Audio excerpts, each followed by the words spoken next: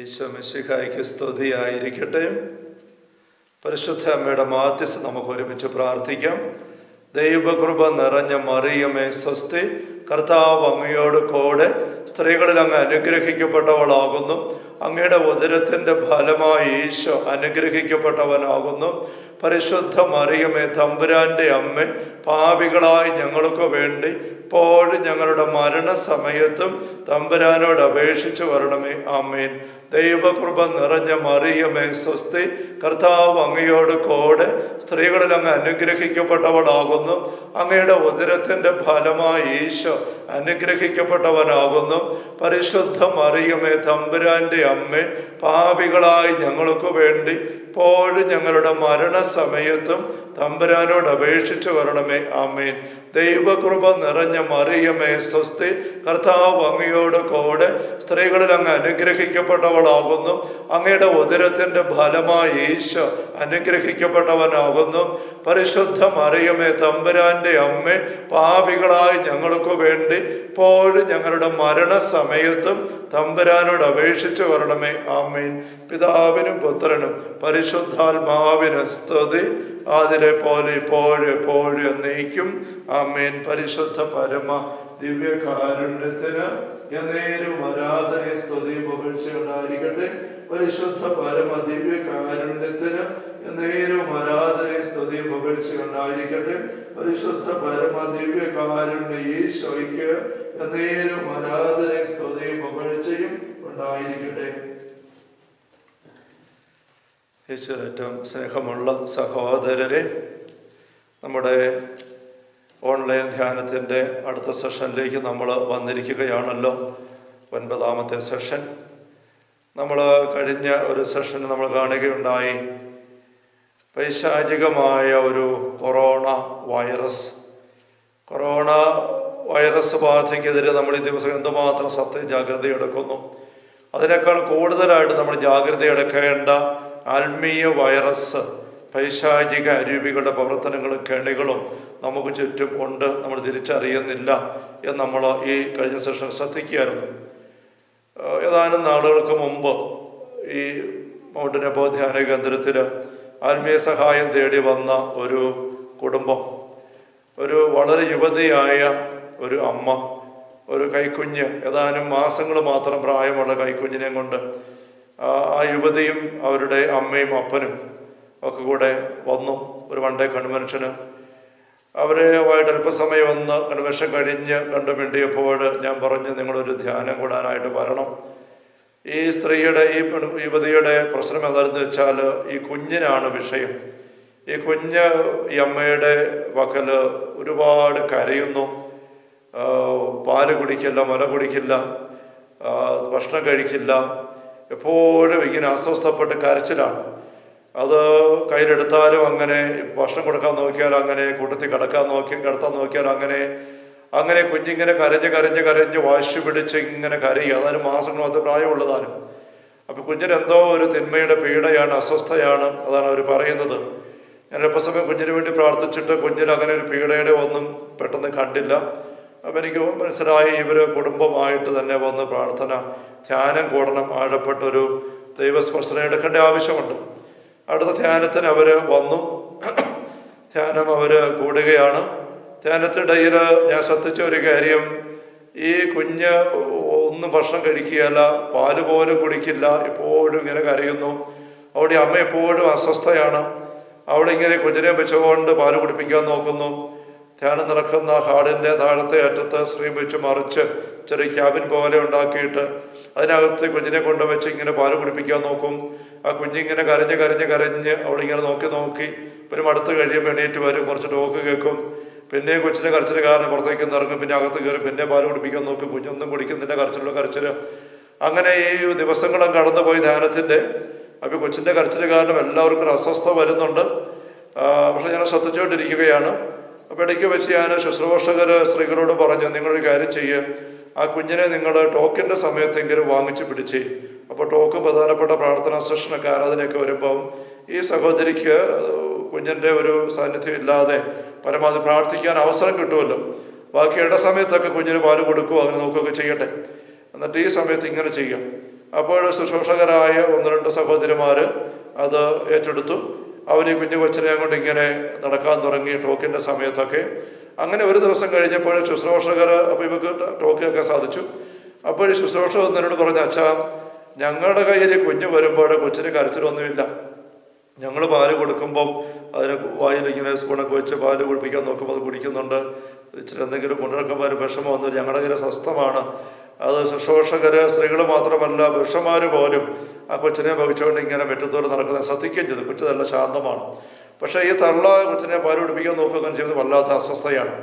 അങ്ങനെ ഇങ്ങനെ വന്നു. അപ്പോൾ തള്ളയെ വെച്ചുകൊണ്ട് ഒരു കൗൺസിലിംഗ് സെഷൻ കൊടുത്തു. കാരണം എന്തോ തള്ളയിലെന്തോ ഈ അമ്മയിലെന്തോ വിഷയങ്ങളുള്ളതായിട്ട് തോന്നി.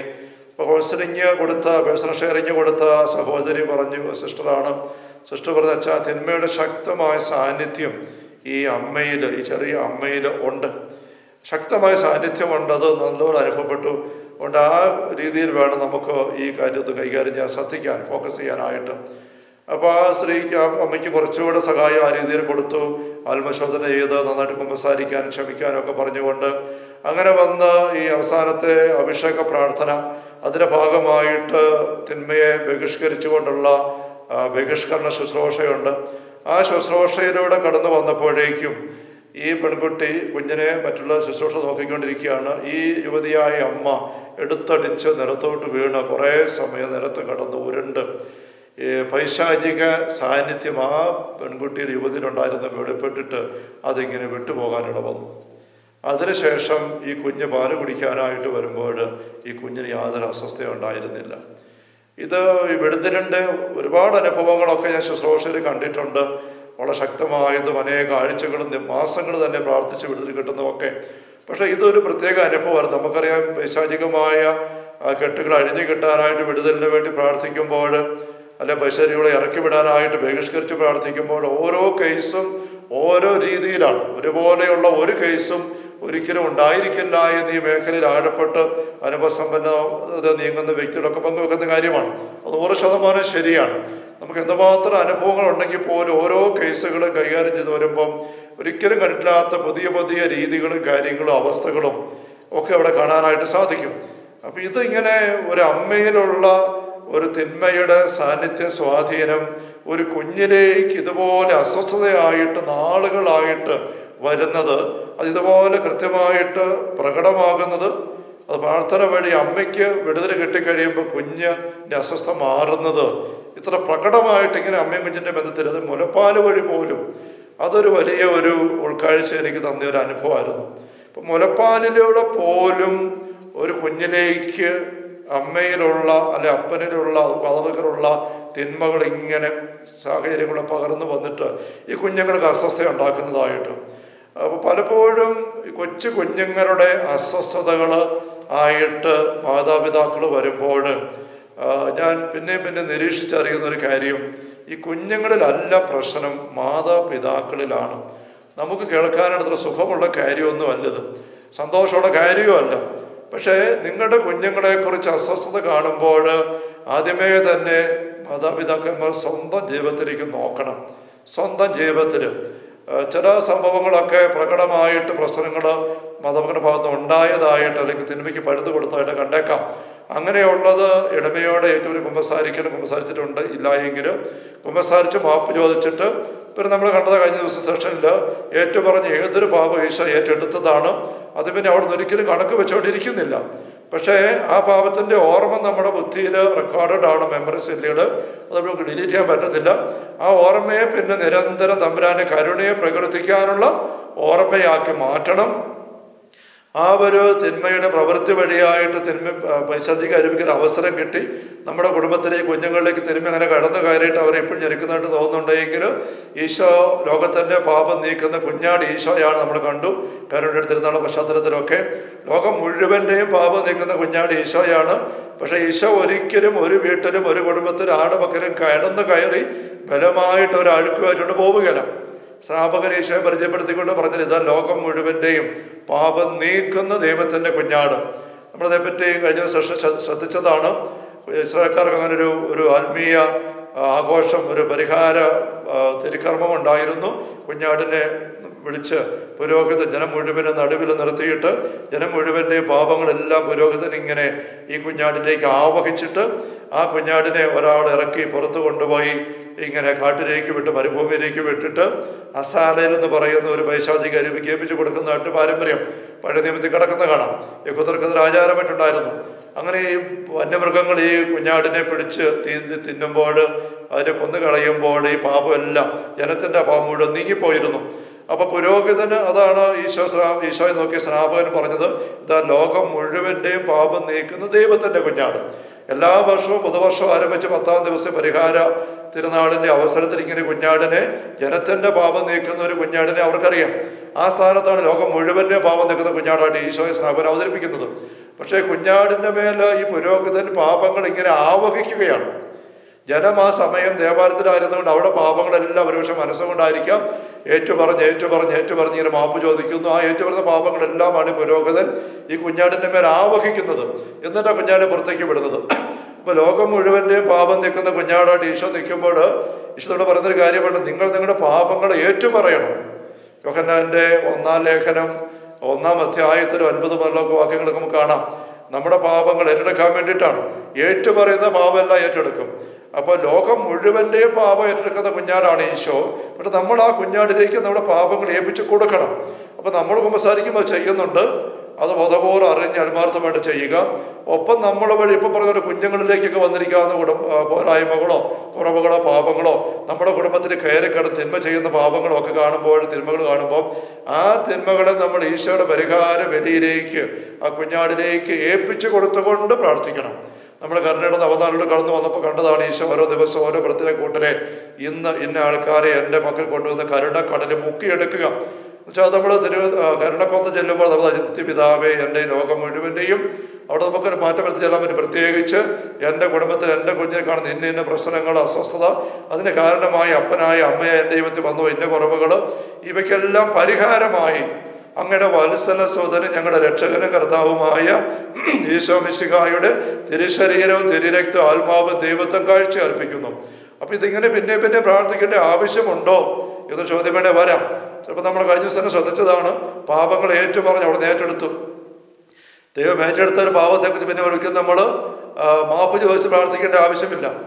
മാപ്പ് ചോദിച്ച് പ്രാർത്ഥിക്കുക എന്ന് പറയുന്നതും ആ ഒരു പാപം വഴി കുടുംബത്തിലോ നമ്മുടെ ജീവിതത്തിലോ വന്നു കയറിയ തിന്മയുടെ സ്വാധീനങ്ങളെ അല്ലെങ്കിൽ ആത്മീയത നഷ്ടപ്പെട്ടു പോയ അവസ്ഥകളെ പരിഹരിച്ചെടുക്കാനായിട്ട് പ്രാർത്ഥന വഴി സ്വർഗത്തിൻ്റെ ശക്തി ഡൗൺലോഡ് ചെയ്ത് എടുക്കുക. ഈശ്വര പരിഹാര യോഗ്യതയിൽ നിന്നും നമ്മുടെ കുടുംബത്തിലേക്ക് ചാല് കീറി കൃപയെ ഒഴുക്കിയെടുത്ത് ഇവിടെ നിറച്ച് കുറവുകളെ പരിഹരിച്ചെടുക്കുക എന്ന് പറയുന്നതും 2 കാര്യമാണ്. അത് നമ്മൾ ഓർക്കണം. നമ്മൾ പാപങ്ങളെല്ലാം ഏറ്റുപറഞ്ഞ് കുമ്പസാരിച്ച് മോചനം പ്രാപിച്ച് രോഗി മരിക്കാറായി മരിക്കുന്നു, രോഗി ലേപനം സ്വീകരിച്ച് അങ്ങനെ പാപഭാരത്തിൻ്റെ ആ വിശുദ്ധ സൈത്താഭിഷേകം ശരീരം മുഴുവനും സ്വീകരിച്ച് പാപങ്ങളെല്ലാം മോചിക്കപ്പെട്ട അവസ്ഥയിൽ മരിച്ചു കടന്നുപോയി കഴിഞ്ഞിട്ടും ശുദ്ധീകരണ സ്ഥലത്തിന് പിന്നെയും കടങ്ങളുടെ പൊറുതിക്കായിട്ട് കാലികമായ ശിക്ഷ എന്ന് പറയുന്നൊരവസ്ഥയിലൂടെ കടന്നു പോകേണ്ടി വരുന്നു എന്ന് നമ്മൾ കാണുന്നുണ്ട്. അപ്പൊ ദൈവം അതെന്തുകൊണ്ട് നമുക്ക് സംശയം വരാം. ദൈവം ക്ഷമിച്ചതല്ലേ, പിന്നെ എന്തിനാ പരിഹാരം, പ്രായശ്ചിത്തം, ശുദ്ധീകരണത്തിൽ കിടക്കുന്നത്? പാപങ്ങൾ ദൈവം ക്ഷമിക്കുക എന്ന് പറയുന്നതും പാപം വഴി ചോർന്നു പോയ കൃപ തിരിച്ച് കിട്ടുക എന്ന് പറയുന്നതും 2 കാര്യങ്ങളാണ്. ഉദാഹരണം പറഞ്ഞാൽ, നമുക്ക് രോഗം പിടിപെടുന്നു. രോഗം പിടിപെട്ട് വല്ലാതെ അസ്വസ്ഥമായിട്ട് നടന്ന് വല്ലാണ്ട് കുഴഞ്ഞെന്ന് വിചാരിക്കുക. പനി വന്നു, അസ്വസ്ഥമായിട്ട് നടന്നു, മരുന്നെടുത്തില്ല, വിശ്രമം എടുത്തില്ല, അങ്ങനെ അലഞ്ഞു നടന്നത് കുഴഞ്ഞ് ന്യൂമോണിയായി, ടൈഫോയിഡായി, അങ്ങനെ കുഴഞ്ഞ് ആശുപത്രിയിൽ അഡ്മിറ്റായി. നല്ല ഡോക്ടർമാർ തന്നെ കരുത്തോടെ ശ്രദ്ധയോടെ ജാഗ്രതയോടെ മരുന്ന് കൊടുത്ത് ശുശ്രൂഷ കൊടുത്ത് അങ്ങനെ പരിചരിച്ചെടുത്തെടുത്ത് 2-3 ആഴ്ച കൊണ്ട് അപകടനിലയെല്ലാം തരണം ചെയ്ത് ആരോഗ്യത്തിലേക്ക് വന്നു. 1 മാസമായപ്പോൾ ഡോക്ടർ പറഞ്ഞു, ഇതേ ഇന്നലെ ബ്ലഡും യൂറിനും എല്ലാം പരിശോധിച്ചു, അസുഖം എല്ലാം മാറി, രോഗങ്ങളെല്ലാം വിട്ടുപോയി, രോഗാണുക്കളൊന്നുമില്ല. അതുകൊണ്ട് ഇതേ ഇന്ന് വൈകുന്നേരം നാളെ രാവിലെ ഡിസ്ചാർജ് ചെയ്യുകയാണ്. അങ്ങനെ ഈ വ്യക്തി രോഗി ഡിസ്ചാർജായി ആശുപത്രിയിൽ നിന്ന് പിറ്റേ ദിവസം രാവിലെ ഇതാ വരികയാണ്. വീട്ടിലേക്ക് വന്ന് കയറി 1 മാസമായിട്ട് ന്യൂമോണിയ വന്ന് കുഴഞ്ഞ് അങ്ങേയറ്റമായിട്ട് ആശുപത്രി കിടന്നയാളാണ്. പക്ഷേ ഇങ്ങനെ വീട്ടിൽ വന്ന് കയറിയ ഉടനെ ഉടുപ്പൊക്കെ മാറിയിട്ടിട്ട് ഒരു മുണ്ടും തോർത്തും എടുത്തോണ്ട് തൂമ്പായും എടുത്തോണ്ട് ഞാൻ കളിക്കാൻ പോവുക, കപ്പയിട്ടിട്ട് കുറേ നാളെ കപ്പയുടെ ഇട കളിക്കാൻ സമയമായി എന്ന് പറഞ്ഞുകൊണ്ട് ഈ മനുഷ്യൻ ഇറങ്ങാൻ പോയാൽ ആ പോക്ക് നമുക്കത് ശരിയാവുകയാണ്. കാരണം നമുക്കത് രോഗം മാറി വന്നു എന്ന് പറയുന്നത് കൊണ്ട് മാത്രം രോഗാണുക്കൾ മുഴുവൻ തീർന്നു എന്ന് ഡോക്ടർമാർ സാക്ഷ്യപ്പെടുത്തി ഒരു രോഗാണും ഇല്ല. അതുകൊണ്ട് മാത്രം ഈ രോഗം വഴി നഷ്ടപ്പെട്ടു പോയ ആരോഗ്യം മുഴുവനും ആശുപത്രിയിൽ നിന്ന് ഡിസ്ചാർജ് ആയതിൻ്റെ പേര് മാത്രം ഉണ്ടാകുന്നില്ല. ഈ രോഗം വഴി നഷ്ടപ്പെട്ടു പോയ ആരോഗ്യം പിന്നെ വീട്ടിൽ തിരിച്ചു വന്ന് രോഗാണുക്കളെല്ലാം മാറിയ അവസ്ഥയിൽ വിശ്രമമെടുത്തും നല്ല ഭക്ഷണം ചിട്ടയായിട്ട് കഴിച്ചും കുറച്ച് മരുന്നിൻ്റെ ബാക്കി കഴിച്ചും ടോണിക്കെടുത്തും അങ്ങനെ നമ്മൾ ഏതാനും ആഴ്ചകളെങ്കിലും വീണ്ടും ചിട്ടയെടുത്ത് വിശ്രമിച്ച് അങ്ങനെ പഥ്യമെടുത്ത് നീങ്ങിയെങ്കിൽ മാത്രമേ ഈ രോഗം വഴി നഷ്ടപ്പെട്ടു പോയത് ആരോഗ്യം വേണ്ടി തിരിച്ചു കിട്ടുകയുള്ളൂ. അങ്ങനെ ആരോഗ്യത്തിന് കയറി വന്നെങ്കിലേ പിന്നെ പണിയിറങ്ങാൻ പറ്റുള്ളൂ എന്ന് പറഞ്ഞതുപോലെ പാപത്തിൻ്റെ ഓരോ അവസ്ഥയും, പ്രത്യേകിച്ചും പാപത്തിലെ മുഴുകി കല്ലിച്ച് വല്ലാണ്ടായ അവസ്ഥയിലേക്ക് ഒരു വ്യക്തി പോയാൽ അതുവഴി ആ വ്യക്തിയുടെ ആത്മീയ ആരോഗ്യം വല്ലാണ്ട് നഷ്ടപ്പെട്ടു പോകുന്നുണ്ട്. ആത്മീയ ആരോഗ്യം നഷ്ടപ്പെട്ടു പോയി കഴിഞ്ഞാൽ ദൈവം പാപം ക്ഷമിച്ചു എന്നതിന് പേര് മാത്രം ആ ഒരു ആത്മീയ കരുത്തിലേക്ക് നമ്മളൊരു ദൃഷ്ടി വരുന്നില്ല. ദൈവത്തിൻ്റെ സ്വർഗീയ പിതാവിൻ്റെ മക്കളെന്ന രീതിയിലുള്ള പ്രസാദപരത്തിൻ്റെ തിളക്കം, ദൈവികമായ കൃപയുടെ നിറവ് അതൊന്നുമില്ല. രോഗി ആശുപത്രിയിൽ വന്നു കഴിയുമ്പോൾ ക്ഷീണിച്ച് വല്ലാണ്ടായിരിക്കുന്നത് രോഗം മാറി. അപ്പം നമ്മൾ എപ്പോൾ പാപം ഏറ്റു പറഞ്ഞാലും ദൈവം ക്ഷമിക്കും. പക്ഷേ നമ്മൾ പാപം ക്ഷമിക്കപ്പെട്ട അവസ്ഥയിൽ പ്രാർത്ഥനയും വിചിന്തനവും നല്ല ചിട്ട ജീവിതവും വഴിയായിട്ട് നമ്മുടെ ആത്മീയ ആരോഗ്യത്തെ വീണ്ടെടുക്കേണ്ടതായിട്ടുണ്ട്. അവിടെ മാത്രമേ കരുത്തിലേക്ക് നമുക്ക് വരാനായിട്ട് സാധിക്കുകയുള്ളൂ. അപ്പോൾ നമ്മൾ മാതാപിതാക്കന്മാരൊക്കെ നമ്മുടെ ഭാഗത്ത് ഒന്നുപോയ സംഭവം തെറ്റുകളെ പറ്റി നമ്മൾ ഓർമ്മിക്കുമ്പോൾ ആ പാപങ്ങളെല്ലാം നമ്മൾ ഏറ്റുപറയണം. ദൈവം അതെല്ലാം ക്ഷമിക്കും. ആ ക്ഷമിച്ചു കിട്ടിയ അവസ്ഥയിൽ തമ്പുരാനിലുള്ള പ്രത്യാശയുടെ വിശ്വാസത്തോടെ നമ്മൾ ദൈവത്തിൻ്റെ കൃപാപര നിറവ്, ഈശോയെ പറ്റി യോഹന്നാൻ പറയുന്നില്ലേ, യേശുക്രിസ്തു വഴി കൃപ, സത്യം, കൃപയ്ക്ക് മേൽ കൃപ നേടിയെടുത്ത് നമുക്ക് ലഭിച്ചിരിക്കുകയാണ്. അവൻ്റെ കൃപയിൽ നിന്നാണ് നാം എല്ലാം സ്വീകരിക്കുന്നത്. ആ കൃപ നമ്മൾ സ്വീകരിക്കണം. പ്രാർത്ഥന വഴി നമ്മളിലേക്ക് അത് ഒഴുകി ഇറങ്ങി എത്തണം. അതിൻ്റെ നിറവിലേക്ക് നമ്മൾ വരണം. അങ്ങനെ പ്രാർത്ഥിക്കുമ്പോൾ നമ്മൾ ചിലപ്പോഴൊക്കെ ശ്രദ്ധിച്ചിട്ടുണ്ട്, മാതാപിതാക്കന്മാർ ചിലപ്പോൾ എന്തെങ്കിലും തെറ്റുകൾ സംഭവിച്ചു, അതിന് പരമായിട്ട് കുഞ്ഞ് ഉദരത്തിലായിരുന്നപ്പോൾ കുഞ്ഞ് ജനിച്ചു കഴിഞ്ഞുള്ള കാലഘട്ടങ്ങളിൽ അവിടെ ദാമ്പത്യ ബന്ധന തകർച്ചകൾ അല്ലെങ്കിൽ തമ്മിലുള്ള വഴി വിട്ടുപോയ അനുഭവങ്ങൾ, അങ്ങനെ കുഞ്ഞുങ്ങൾക്ക് ചില പാടിച്ചകളും പോരായ്മകളൊക്കെ വന്നു. ഈ കുറവുകളെല്ലാം പിന്നെ തിരിച്ചറിഞ്ഞു, ധ്യാനം കൂടി, കുമ്പസാരിച്ചു, ഏറ്റുപറഞ്ഞ് മാപ്പ് ചോദിച്ചു. പക്ഷെ അങ്ങനെ പ്രാർത്ഥിച്ചിട്ട് ചില വൈകല്യങ്ങളൊന്നും മാറുന്നില്ല.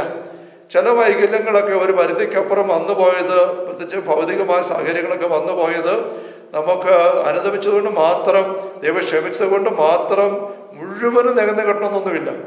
ഒരു വ്യക്തി ചിട്ടയില്ലാതെ മദ്യപിച്ചും പുകവലിച്ചും മയക്കുമരുന്നടിച്ചും അങ്ങനെ നാടുകൾ അങ്ങ് നടന്ന് ആരോഗ്യം എല്ലാം പോയി, കരളും എല്ലാം ശ്വാസകോശം എല്ലാം വല്ലാണ്ടായി, അങ്ങനത്തെ ഒരു അവസ്ഥയിലേക്ക് വന്നു, ക്യാൻസർ പോലെയായി. അങ്ങനെ വന്ന അവസ്ഥയിൽ ആശുപത്രി അഡ്മിറ്റായി. പിന്നെ അല്പാശ്വാസം കിട്ടി, സൗഖ്യം. പിന്നെ അപ്പോൾ ആ അവസ്ഥയിൽ പോയി ധ്യാനം കൂടി. അപ്പോൾ തെറ്റ് തിരിച്ചറിഞ്ഞു, എല്ലാം കുമ്പസാരിച്ചു, തെറ്റെല്ലാം തിരുത്തി നന്നായിട്ട് ജീവിക്കാൻ ആരംഭിച്ചു. നന്നായിട്ട് അങ്ങനെ ജീവിക്കാൻ ആരംഭിച്ചതിൻ്റെ പേര് മാത്രം ഈ മദ്യപാനവും പുകവലിയും മയക്കുമരുന്നും വഴിയായിട്ട് നഷ്ടപ്പെട്ടു കേടുവന്നു പോയ ആന്തര അവയവങ്ങളെല്ലാം വീണ്ടും പഴയ പോലെ ആരോഗ്യത്തിലേക്ക് വരണമെന്നൊരു നിർബന്ധമില്ല. നമുക്കതിനെ പ്രതീക്ഷിക്കാൻ പറ്റത്തില്ല. അല്ലെങ്കിൽ ഇങ്ങനെ കണ്ണടിച്ച് ദൂരത്തടിച്ച് നടന്നപ്പോഴുള്ള സ്ഥലവും വസ്തുവും എല്ലാം വിറ്റ് ഒന്നുമില്ലാത്ത അവസ്ഥയിലായി. ആ അവസ്ഥയിൽ പോയി ധ്യാനമെല്ലാം കൂടി മാനസാന്തരപ്പെട്ട് നല്ലൊരു കുമ്പസാരിച്ച് തെറ്റൊക്കെ തിരുത്തികൾ പങ്കെടുത്ത് ജീവിക്കാൻ ആരംഭിച്ചു. അതിൻ്റെ പേരിൽ വിറ്റുപോയ ഏക്കറുകളുടെ സ്വറമെല്ലാം കൂടി പിന്നെ തിരിച്ചു വന്ന് നമുക്ക് സ്വന്തമായിട്ട് കിട്ടണം എന്ന് പറയുന്നതിന് അർത്ഥമില്ല. എന്ന് പറഞ്ഞവർ തന്നെയാണ് ആത്മീയമായ ധൂർത്തടിക്കൽ നമ്മൾ പാപത്തിൻ്റെ വഴിയെ പോകുമ്പോൾ സംഭവിച്ചത്. അതിൻ്റെ ഭാഗമായിട്ട് വന്നുപോയ ചില വൈകല്യ കാര്യങ്ങൾ, സാമ്പത്തികമായ ചില തകർച്ചകളായിരിക്കാം, ആരോഗ്യത്തിൻ്റെ ചില ചോർച്ചകളായിരിക്കാം, നമ്മിലായിരിക്കും ഇപ്പോൾ കുഞ്ഞുങ്ങൾ ചില വൈകല്യങ്ങൾ വന്നു പോയതായിരിക്കാം. അങ്ങനെയുള്ളതെല്ലാം നമ്മൾ അനുദപിച്ച് മാപ്പ് വെച്ചിട്ട് മാത്രം അതിനകത്ത് തന്നെ വീണ്ടും എല്ലാം പൂർണ്ണമായ നല്ല അവസ്ഥയിലേക്ക് തിരിച്ചു വരണമെന്ന് നിർബന്ധമില്ല എന്നുള്ളത് നമ്മൾ അറിയണം. അങ്ങനെ വരുമ്പോൾ എന്താ ചെയ്യുക? നമുക്കൊരു സംശയം വരാം. പിന്നെ പ്രാർത്ഥിച്ചിട്ട് കാര്യമില്ലല്ലോ. പ്രാർത്ഥിച്ചിട്ട് ഒരുപാട് കാര്യമുണ്ട്. എന്താണ്? തമ്മിലോട് ചേർന്നായിരിക്കുക. അനുദപിച്ച കള്ളനെ നമുക്കറിയാമല്ലോ. കുരിശെ കിടക്കുമ്പോൾ ഈശോയ്ക്ക് അപ്പുറം ഇപ്പുറം രണ്ട് കള്ളന്മാർ, ഒരു വ്യക്തി അനുദപിക്കാത്ത കള്ളൻ, മറ്റത് അനുദപിച്ച കള്ളൻ. ഈ അനുദപിച്ച കള്ളനെ കുറിച്ച് നമ്മൾ പറയും, നമുക്കറിയാം. അനുദപിക്കാത്ത കള്ളൻ ഈശോയോട് ചോദിക്കുന്നത് ഈ കുരിശിൽ നിന്ന് എന്നെ ഇറക്കിത്താം, ഞാൻ പോയി ഇനി മര്യാദയ്ക്ക് ജീവിച്ചോ, നീ ദൈവത്തിൻ്റെ പുത്രൻ എന്നല്ലേ പറയുന്നത്, ഇതൊന്ന് ഇറക്കിത്താ, നീ സ്വയം രക്ഷിക്കുകയും ചെയ്യും. അങ്ങനെ പറയുമ്പോൾ അനുദപിച്ച കള്ളം പറയുന്ന മറുപടി നമ്മൾ കാണുന്നുണ്ട്. നീ എന്താ ഈ പറയുന്നത്? നമ്മൾ അനുഭവിക്കുന്ന ഈ ശിക്ഷ നമ്മൾ അർഹിക്കുന്നതാണ്. അനുദപിച്ച കള്ളന്റെ ബോധ്യം അതാണ്.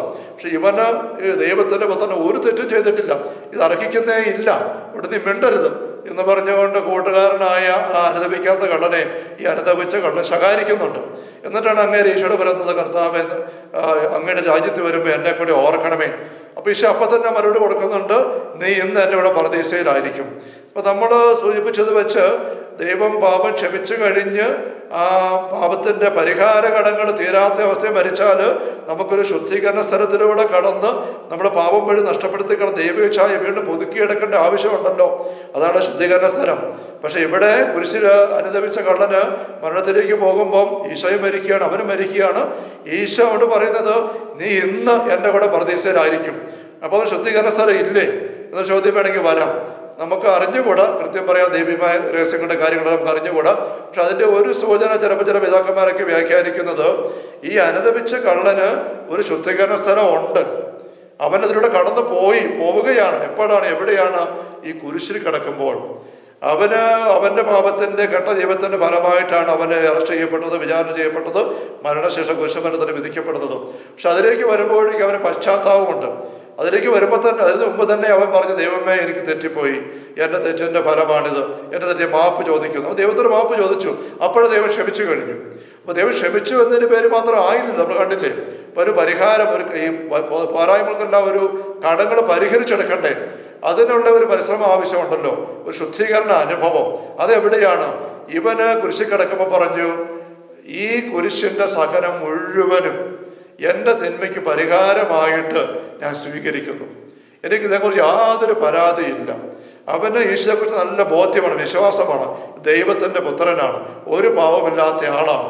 ഈ വ്യക്തി കുരിശിലിങ്ങനെ മരിക്കേണ്ട യാതൊരു കാര്യമില്ല, പരിഹാര ബലിയായിട്ടാണ് മരിക്കുന്നത്. ഈ വ്യക്തി പരദീസയുടെ അധിപനാണ്, ദൈവമാണ്. ഈ വ്യക്തി ഒരു വാക്ക് പറഞ്ഞാൽ എനിക്ക് സ്വർഗത്തിലെത്താൻ പറ്റും, ഞാൻ അവിടുത്തെ കൂടി, അവൻ രാജാവാണ്. ഈ വ്യക്തി നല്ല ബോധ്യമാണ്. അങ്ങനെ കിടക്കുന്ന ബോധ്യമുള്ള ഈ അനുദപിച്ച കള്ളൻ പക്ഷേ ഈശോയോട് ചോദിക്കുന്നത്, എന്നെ കുരിശിൽ നിന്ന് ഇറക്കി തരണേ എന്നല്ല. എനിക്ക് തെറ്റുപറ്റിപ്പോയി, ഞാൻ അനുദപിച്ചു, പക്ഷെ ഇപ്പം ഞാനിങ്ങനെ മരിക്കുകയാണ്, എനിക്ക് മരിക്കാൻ ഇപ്പോൾ ഇഷ്ടമില്ല, എൻ്റെ കർത്താവേ എന്നെ ഒന്ന് ഇറക്കി തരാം, ഞാനിപ്പോൾ മര്യാദക്ക് ജീവിച്ചോളാം, നിന്നെ പേര് പ്രസംഗിച്ച് നടന്നോളാം, നിന്റെ വിശ്വാസമായിട്ട് ജീവിച്ചോളാം, എനിക്ക് മരിക്കണ്ട, ഇപ്പം എനിക്ക് മരിക്കാൻ പേടിയാണ്. അങ്ങനത്തെ ഒരു കാര്യമല്ല പറയുന്നത്.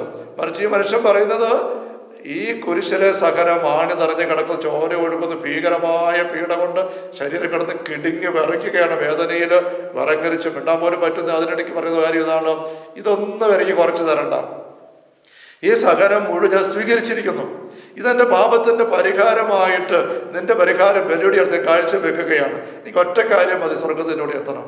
അപ്പൊ അവന്റെ ശുദ്ധീകരണ സ്ഥലം ഈ കുരിശ് തീരുകയാണ്. ഈ അനുദപിക്കുന്ന കള്ളനെക്കുറിച്ച് അതുകൊണ്ട് ചിലപ്പോൾ ചില വിശുദ്ധർ പറയാറുണ്ട്, ഈ പുതിയ നിയമത്തിലെ വിശ്വാസികളുടെ പിതാവ് ഈ അനുദപിച്ച കള്ളനാണ്. വിശ്വാസത്തിന്റെ പിതാവായിട്ട് പലതിൽ അബ്രാഹം നമുക്കുണ്ട്. ആയിക്കോട്ടെ, അബ്രാഹം താൻ എങ്ങോട്ടാണ് പോകുന്നത് അറിയാതിരിക്കുക തന്നെ ഇറങ്ങിപ്പുറപ്പെട്ടു. തൻ്റെ ഭാര്യയുടെ ഉദരം വന്ധ്യമാണെന്നും താൻ പ്രായം കഴിഞ്ഞവരാണെന്നാണ് രണ്ടുപേരും അറിഞ്ഞിട്ടും വിശ്വസിച്ചു. അപ്പോൾ ഒരു തരത്തിലും സാധ്യമല്ലാത്തൊരു കാര്യത്തിലേക്ക് വിശ്വസിച്ച് ജീവിതം മുഴുവൻ വിട്ടുകൊടുത്തിറങ്ങിപ്പോയി. അതാണ് വിശ്വാസത്തിൻ്റെ വലിയ പ്രവൃത്തി, വിശ്വാസത്തിൻ്റെ പിതാവായിട്ട് മാറിയത്. അപ്പോൾ ഇവിടെ പുതിയ നിയമത്തിൽ ഒരു വേറൊരു പിതാവിനെ കാണാനായിട്ട് പറ്റുന്നു, വിശ്വാസികളുടെ പിതാവ് എന്ന് പറയുമ്പം നമുക്കറിയാം, പരിശുദ്ധ അമ്മയുണ്ട്, വിശ്വാസത്തിൻ്റെ വലിയ വ്യക്തി, വിശ്വപിതാവുണ്ട്, ഒത്തിരി അപ്പസ്തലന്മാർ എല്ലാം ഉണ്ട്. പക്ഷെ അവരുടെ എല്ലാം കാര്യങ്ങളിൽ നിന്ന് വ്യത്യസ്തമായിട്ട് വിശ്വാസികളുടെ പിതാവ് എന്ന് പറഞ്ഞുകൊണ്ട് ചില വിശുദ്ധരി അനുദപിച്ച കള്ള ചൂണ്ടിക്കാണിക്കുന്നുണ്ട്. കാരണം അവൻ്റെ വിശ്വാസം, നമ്മൾ ഹെബ്രായ ലേഖനം 13-ാം അധ്യായത്തിൽ 1, 2, 3 വാക്യങ്ങൾ നമ്മൾ വായിക്കുന്നുണ്ട്. വിശ്വാസം എന്നത് കാണപ്പെടാത്തവ ഉണ്ട് എന്നുള്ള ഉറപ്പ്, പ്രത്യാശിക്കുന്ന ലഭിക്കും എന്നുള്ള ബോധ്യം, അതാണ് വിശ്വാസം. അപ്പൊ കാണപ്പെടാത്ത കാര്യം ഉണ്ട് എന്നുള്ളൊരു ബോധ്യം, പ്രത്യാശിക്കുന്ന ലഭിക്കുന്നുള്ള ഉറപ്പ്, അത് ഏറ്റവും അധികം ഉണ്ടായിരുന്നത് ഈ അനുദപിക്കുന്ന കള്ളനാണ്. അവന് അടുത്തൊരു ജീവിതം മുഴുവനിലേക്കും ഉള്ള കൃപ ചോദിക്കുന്നത് ഒപ്പം മരിക്കുന്ന ഒരു നിസ്സഹായനായ സഹകുറ്റവാളിയോടാണ്. ക്രൂശിതനായ ഈശോ സഹകുറ്റവാളിയാണ്, അവൻ തീരാൻ പോവുക, അന്ധശ്വാസം വലിക്കാൻ പോവുക. അങ്ങനെയുള്ള ഈ ഈശോയോട് നിന്റെ രാജ്യത്തിൽ വരുമ്പോൾ എന്നെ ഓർക്കണേ എന്ന് പറയണമെങ്കിൽ ആ ഈശോയുടെ രാജ്യത്തെക്കുറിച്ച് ഇനി കാണപ്പെടാത്ത രാജ്യം അവസ്ഥ ഉണ്ട് എന്നതിനെക്കുറിച്ച് അതുപോലെയുള്ള വ്യക്തത വേണം. അതല്ലെങ്കിൽ അവൻ എങ്ങനെയെങ്കിലും ചെയ്യാനേ എന്തെങ്കിലും കരുത്ത് നിനക്കുണ്ടെങ്കിൽ എന്നെ ഒന്ന് ഇറക്കിത്താ എന്ന്. അതല്ല, അവന് കാണപ്പെടുന്ന ഒന്നുമല്ല അവൻ്റെ ആഗ്രഹവും ചിന്തയുടെ ആധാരവും കാണപ്പെടാത്തതാണ്. വിശ്വാസികളുടെ പിതാവാണ്. ഇതുപോലത്തെ ഒരു വിശ്വാസത്തിൻ്റെ ഒരു കാഴ്ചപ്പാട് നമ്മൾ എടുക്കണം. ഏത്? നമ്മളുടെ ജീവിതത്തിലെ ചില ചെയ്തികൾ വഴി ചില സഹനങ്ങൾ നമ്മുടെ ജീവിതത്തിലേക്ക് വന്നു പോയിട്ടുണ്ടെങ്കിൽ, നമ്മുടെ കുടുംബത്തിൽ കയറി കിടക്കുന്നുണ്ടെങ്കിൽ, നമ്മുടെ കുഞ്ഞുങ്ങളിൽ നിന്ന് മാറാൻ നിൽക്കുന്നുണ്ടെങ്കിൽ, സ്നേഹമുള്ള സഹോദരങ്ങളെ, മനസ്സ് മടുക്കാതെ, ഭാരപ്പെടാതെ, നിരാശപ്പെടാതെ, കലങ്ങാതെ, ആവശ്യമില്ലാത്ത കുറ്റബോധം സ്വയം ഉള്ളിലേക്ക് എടുത്തുകൊണ്ട് അതുമായിട്ട് നടക്കാതെ, മറിച്ച് എൻ്റെ ഈശോയെ, ഈ സഹനം, ഈ ഞെരുക്കം ഞാൻ അർഹിക്കുന്നതാണ്. എൻ്റെ ജീവിതത്തിൽ, ഞങ്ങളുടെ ദാമ്പത്യത്തിൽ, അല്ല ഞങ്ങളുടെ മാതാപിതാക്കൾ ഞങ്ങളുടെ ഭാഗത്തുനിന്നും വന്നുപോയ ഇന്ന കുറവുകൾ, അതുവഴി വന്നുപോയ മറ്റ് വൈകല്യങ്ങൾ, പോരായ്മകൾ, കർത്താവെ, ഇവയ്ക്കെല്ലാം പരിഹാരമായിട്ടും സമാനമായ അവസ്ഥകൾ മറ്റ് സകല സഹോദരങ്ങളുടെ തിരുമയ്ക്ക് പരിഹാരമായിട്ടുള്ള അങ്ങയുടെ ബലിയോട് ചേർത്ത് ഞങ്ങളുടെ എളിയ സഹനത്തെ ഞങ്ങൾ അങ്ങേക്ക് കാഴ്ച അർപ്പിക്കുന്നു. അങ്ങനെ തന്നെ ഒന്ന് പറഞ്ഞ് പ്രാർത്ഥിക്കാൻ തയ്യാറാക്കി. അങ്ങനെ പറഞ്ഞുകൊണ്ട് സ്തുതിച്ച്, സ്തുതിപ്പിൻ്റെ ആയുധം നമ്മൾ കണ്ടതല്ലേ. സ്തുതിപ്പിൻ്റെ ആയുധം എല്ലാ കാര്യങ്ങളും നന്ദി പ്രകാശിപ്പിക്കുക. നന്ദി പ്രകാശിപ്പിക്കുന്നതിനകത്ത് ഇതുപോലെ മനസ്സിനെ ഭാരപ്പെടുന്ന വിഷയങ്ങൾ പറഞ്ഞ് നന്ദി പ്രകാശിപ്പിക്കണം. അവിടെ നമ്മളൊരു കാര്യം ശ്രദ്ധിക്കാനായിട്ടുണ്ട്. ഈ നന്ദി പ്രകാശിപ്പിച്ച് പ്രാർത്ഥിക്കുമ്പോൾ നിരാശപ്പെട്ട് പ്രാർത്ഥിക്കരുത്. നിരാശയുടെ ഒരു പ്രാർത്ഥനയുണ്ട്, അത് ഒരു ഉപകാരവും ഇല്ല. പ്രത്യാശയുടെ, വിശ്വാസത്തോടെ പ്രാർത്ഥിക്കണം. പ്രാർത്ഥന തന്നെ വിശ്വാസത്തിൻ്റെ പ്രവൃത്തിയാണ്. മർക്കോസിന്റെ സുവിശേഷം 4-ാമത്തെ അധ്യായത്തിൽ അവസാനത്തെ ഖണ്ഡികയിൽ നമ്മൾക്കറിയാവുന്ന സംഭവമാണ്. ഈശോ കടലിന് മീതെ വള്ളത്തിൽ യാത്ര ചെയ്യുമ്പോൾ കടൽ ക്ഷോഭിച്ച് ഈശോ വള്ളത്തിൽ കിടന്ന് ഉറങ്ങുന്നു. അപ്പോൾ അപ്പസ്തലന്മാർ ഈശോയെ പെട്ടെന്ന് പേടിച്ച് വിഷമിച്ച് വിളിച്ചേൽപ്പിക്കുക. അപ്പസ്തലന്മാർ പറയുന്നത്, ഈ ഞങ്ങൾ നശിക്കാൻ പോകുന്ന ഗുരുവേ, നീ ശ്രദ്ധിക്കുന്നില്ലേ? ഞങ്ങൾ നശിക്കാൻ പോകുന്നുവെന്നാണ് ഈ അപ്പസ്തലന്മാർ ഈശോയോട് പറയുന്നത്. അത് ഒരു ശരിക്കുള്ള പ്രാർത്ഥന അല്ല എന്ന് വേണം നമുക്ക് മനസ്സിലാക്കാൻ. അതൊരു നിരാശയുടെ നിലവിളിയാണ്. ഈശോ അവരെ ശകാരിക്കുക. ശരിയാണ്, ആ പ്രാർത്ഥനയിലൂടെ ഈശോ ഉണർന്നു. മർക്കോസിന്റെ സുവിശേഷം 4-ാം അധ്യായം 38-ാം തിരുവചനം, ഗുരു, ഞങ്ങൾ നശിക്കാൻ പോകുന്നത് ഗൗനിക്കുന്നില്ലേ? ഒരു കുറ്റപ്പെടുത്തലും ഒരു നിരാശയും ബഹളവുമാണ്. നീ ഗൗനിക്കുന്നില്ലേ? നിനക്ക് ശ്രദ്ധയില്ലല്ലോ. ദൈവത്തെ കുറ്റപ്പെടുന്ന പോലെ ആയി പോകുന്നുണ്ട്. പക്ഷെ അത് ഈശോയുടെ സഹായം കിട്ടാൻ ഇട വരുത്തി. പക്ഷേ അങ്ങനെ അവർ വിളിച്ച് പ്രാർത്ഥിച്ചില്ലായിരുന്നെങ്കിൽ അവർ ആ തിരമാലയപ്പെട്ട് വള്ളം മുങ്ങി ചത്തുപോകുമായിരുന്നു. ഈശോയും കൂടെ മുങ്ങിപ്പോകുമായിരുന്നാണോ? ഒരിക്കലുമില്ല. ഈശോ മുങ്ങിപ്പോകില്ല, കൂടുതൽ അപ്പസ്തലന്മാർ മുങ്ങിപ്പോകില്ല. മറിച്ച് ആ ഒരു സംഭവത്തിന്റെ പശ്ചാത്തലം പിതാക്കന്മാരും വ്യാഖ്യാതാക്കൾ പറയുന്നത്, ഈശോ സന്ധ്യ ഒന്ന് വൈകുന്നേരമായപ്പോൾ 35-ാം വാക്യം പറയുന്നുണ്ട്, ഈശോ നമുക്ക് അക്കരയ്ക്ക് പോകാം. എന്നിട്ട് വള്ളത്തിൽ കയറി ശിവന് പോവുകയാണ്. ഈ അക്കരെ എന്ന് പറയുന്നത് അടുത്ത അധ്യായത്തിന്റെ 1-ാം വാക്യം പറയുന്നുണ്ട്, കടലിന്റെ മറുകരയിൽ ഗരേസന്റെ നാട്ടിലെത്തി.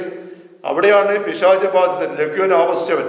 അപ്പൊ അവനെ ഒന്ന് സൗഖ്യപ്പെടുത്താൻ, അവനൊരു വിടുതൽ കൊടുക്കാൻ, അവരുടെ പൈശാരികളെ പുറത്തിറക്കി വിടാൻ വേണ്ടിയിട്ടാണ് ഈശോ അങ്ങോട്ട് പോകുന്നത്. ശാന്തമായിട്ട് ഈശോ പോകുന്നത്, വള്ളത്തിൽ കയറി കിടന്ന് ഉറങ്ങുകയാണ്.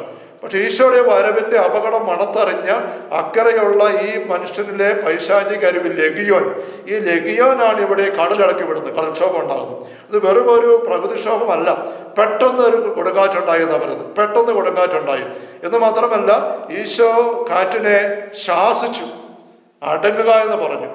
ശാസിച്ചു എന്നുള്ള വാക്ക് ബൈബിൾ പണ്ഡിതന്മാർ പറയും, ഈശോ പിശാചിനെ കൈകാര്യം ചെയ്ത് ഉപയോഗിക്കുന്ന വാക്കാണ്. ശാസിച്ചുകൊണ്ട് പറഞ്ഞു വിട്ടുപോവുക അശുദ്ധാത്മാവ് ബാധിച്ചവനോട്, അങ്ങനെ പറയുന്നുണ്ട്. നമുക്ക് മർക്കോസിലൊക്കെ നമ്മൾ കാണുന്നുണ്ട് 25 വാക്യങ്ങളൊക്കെ.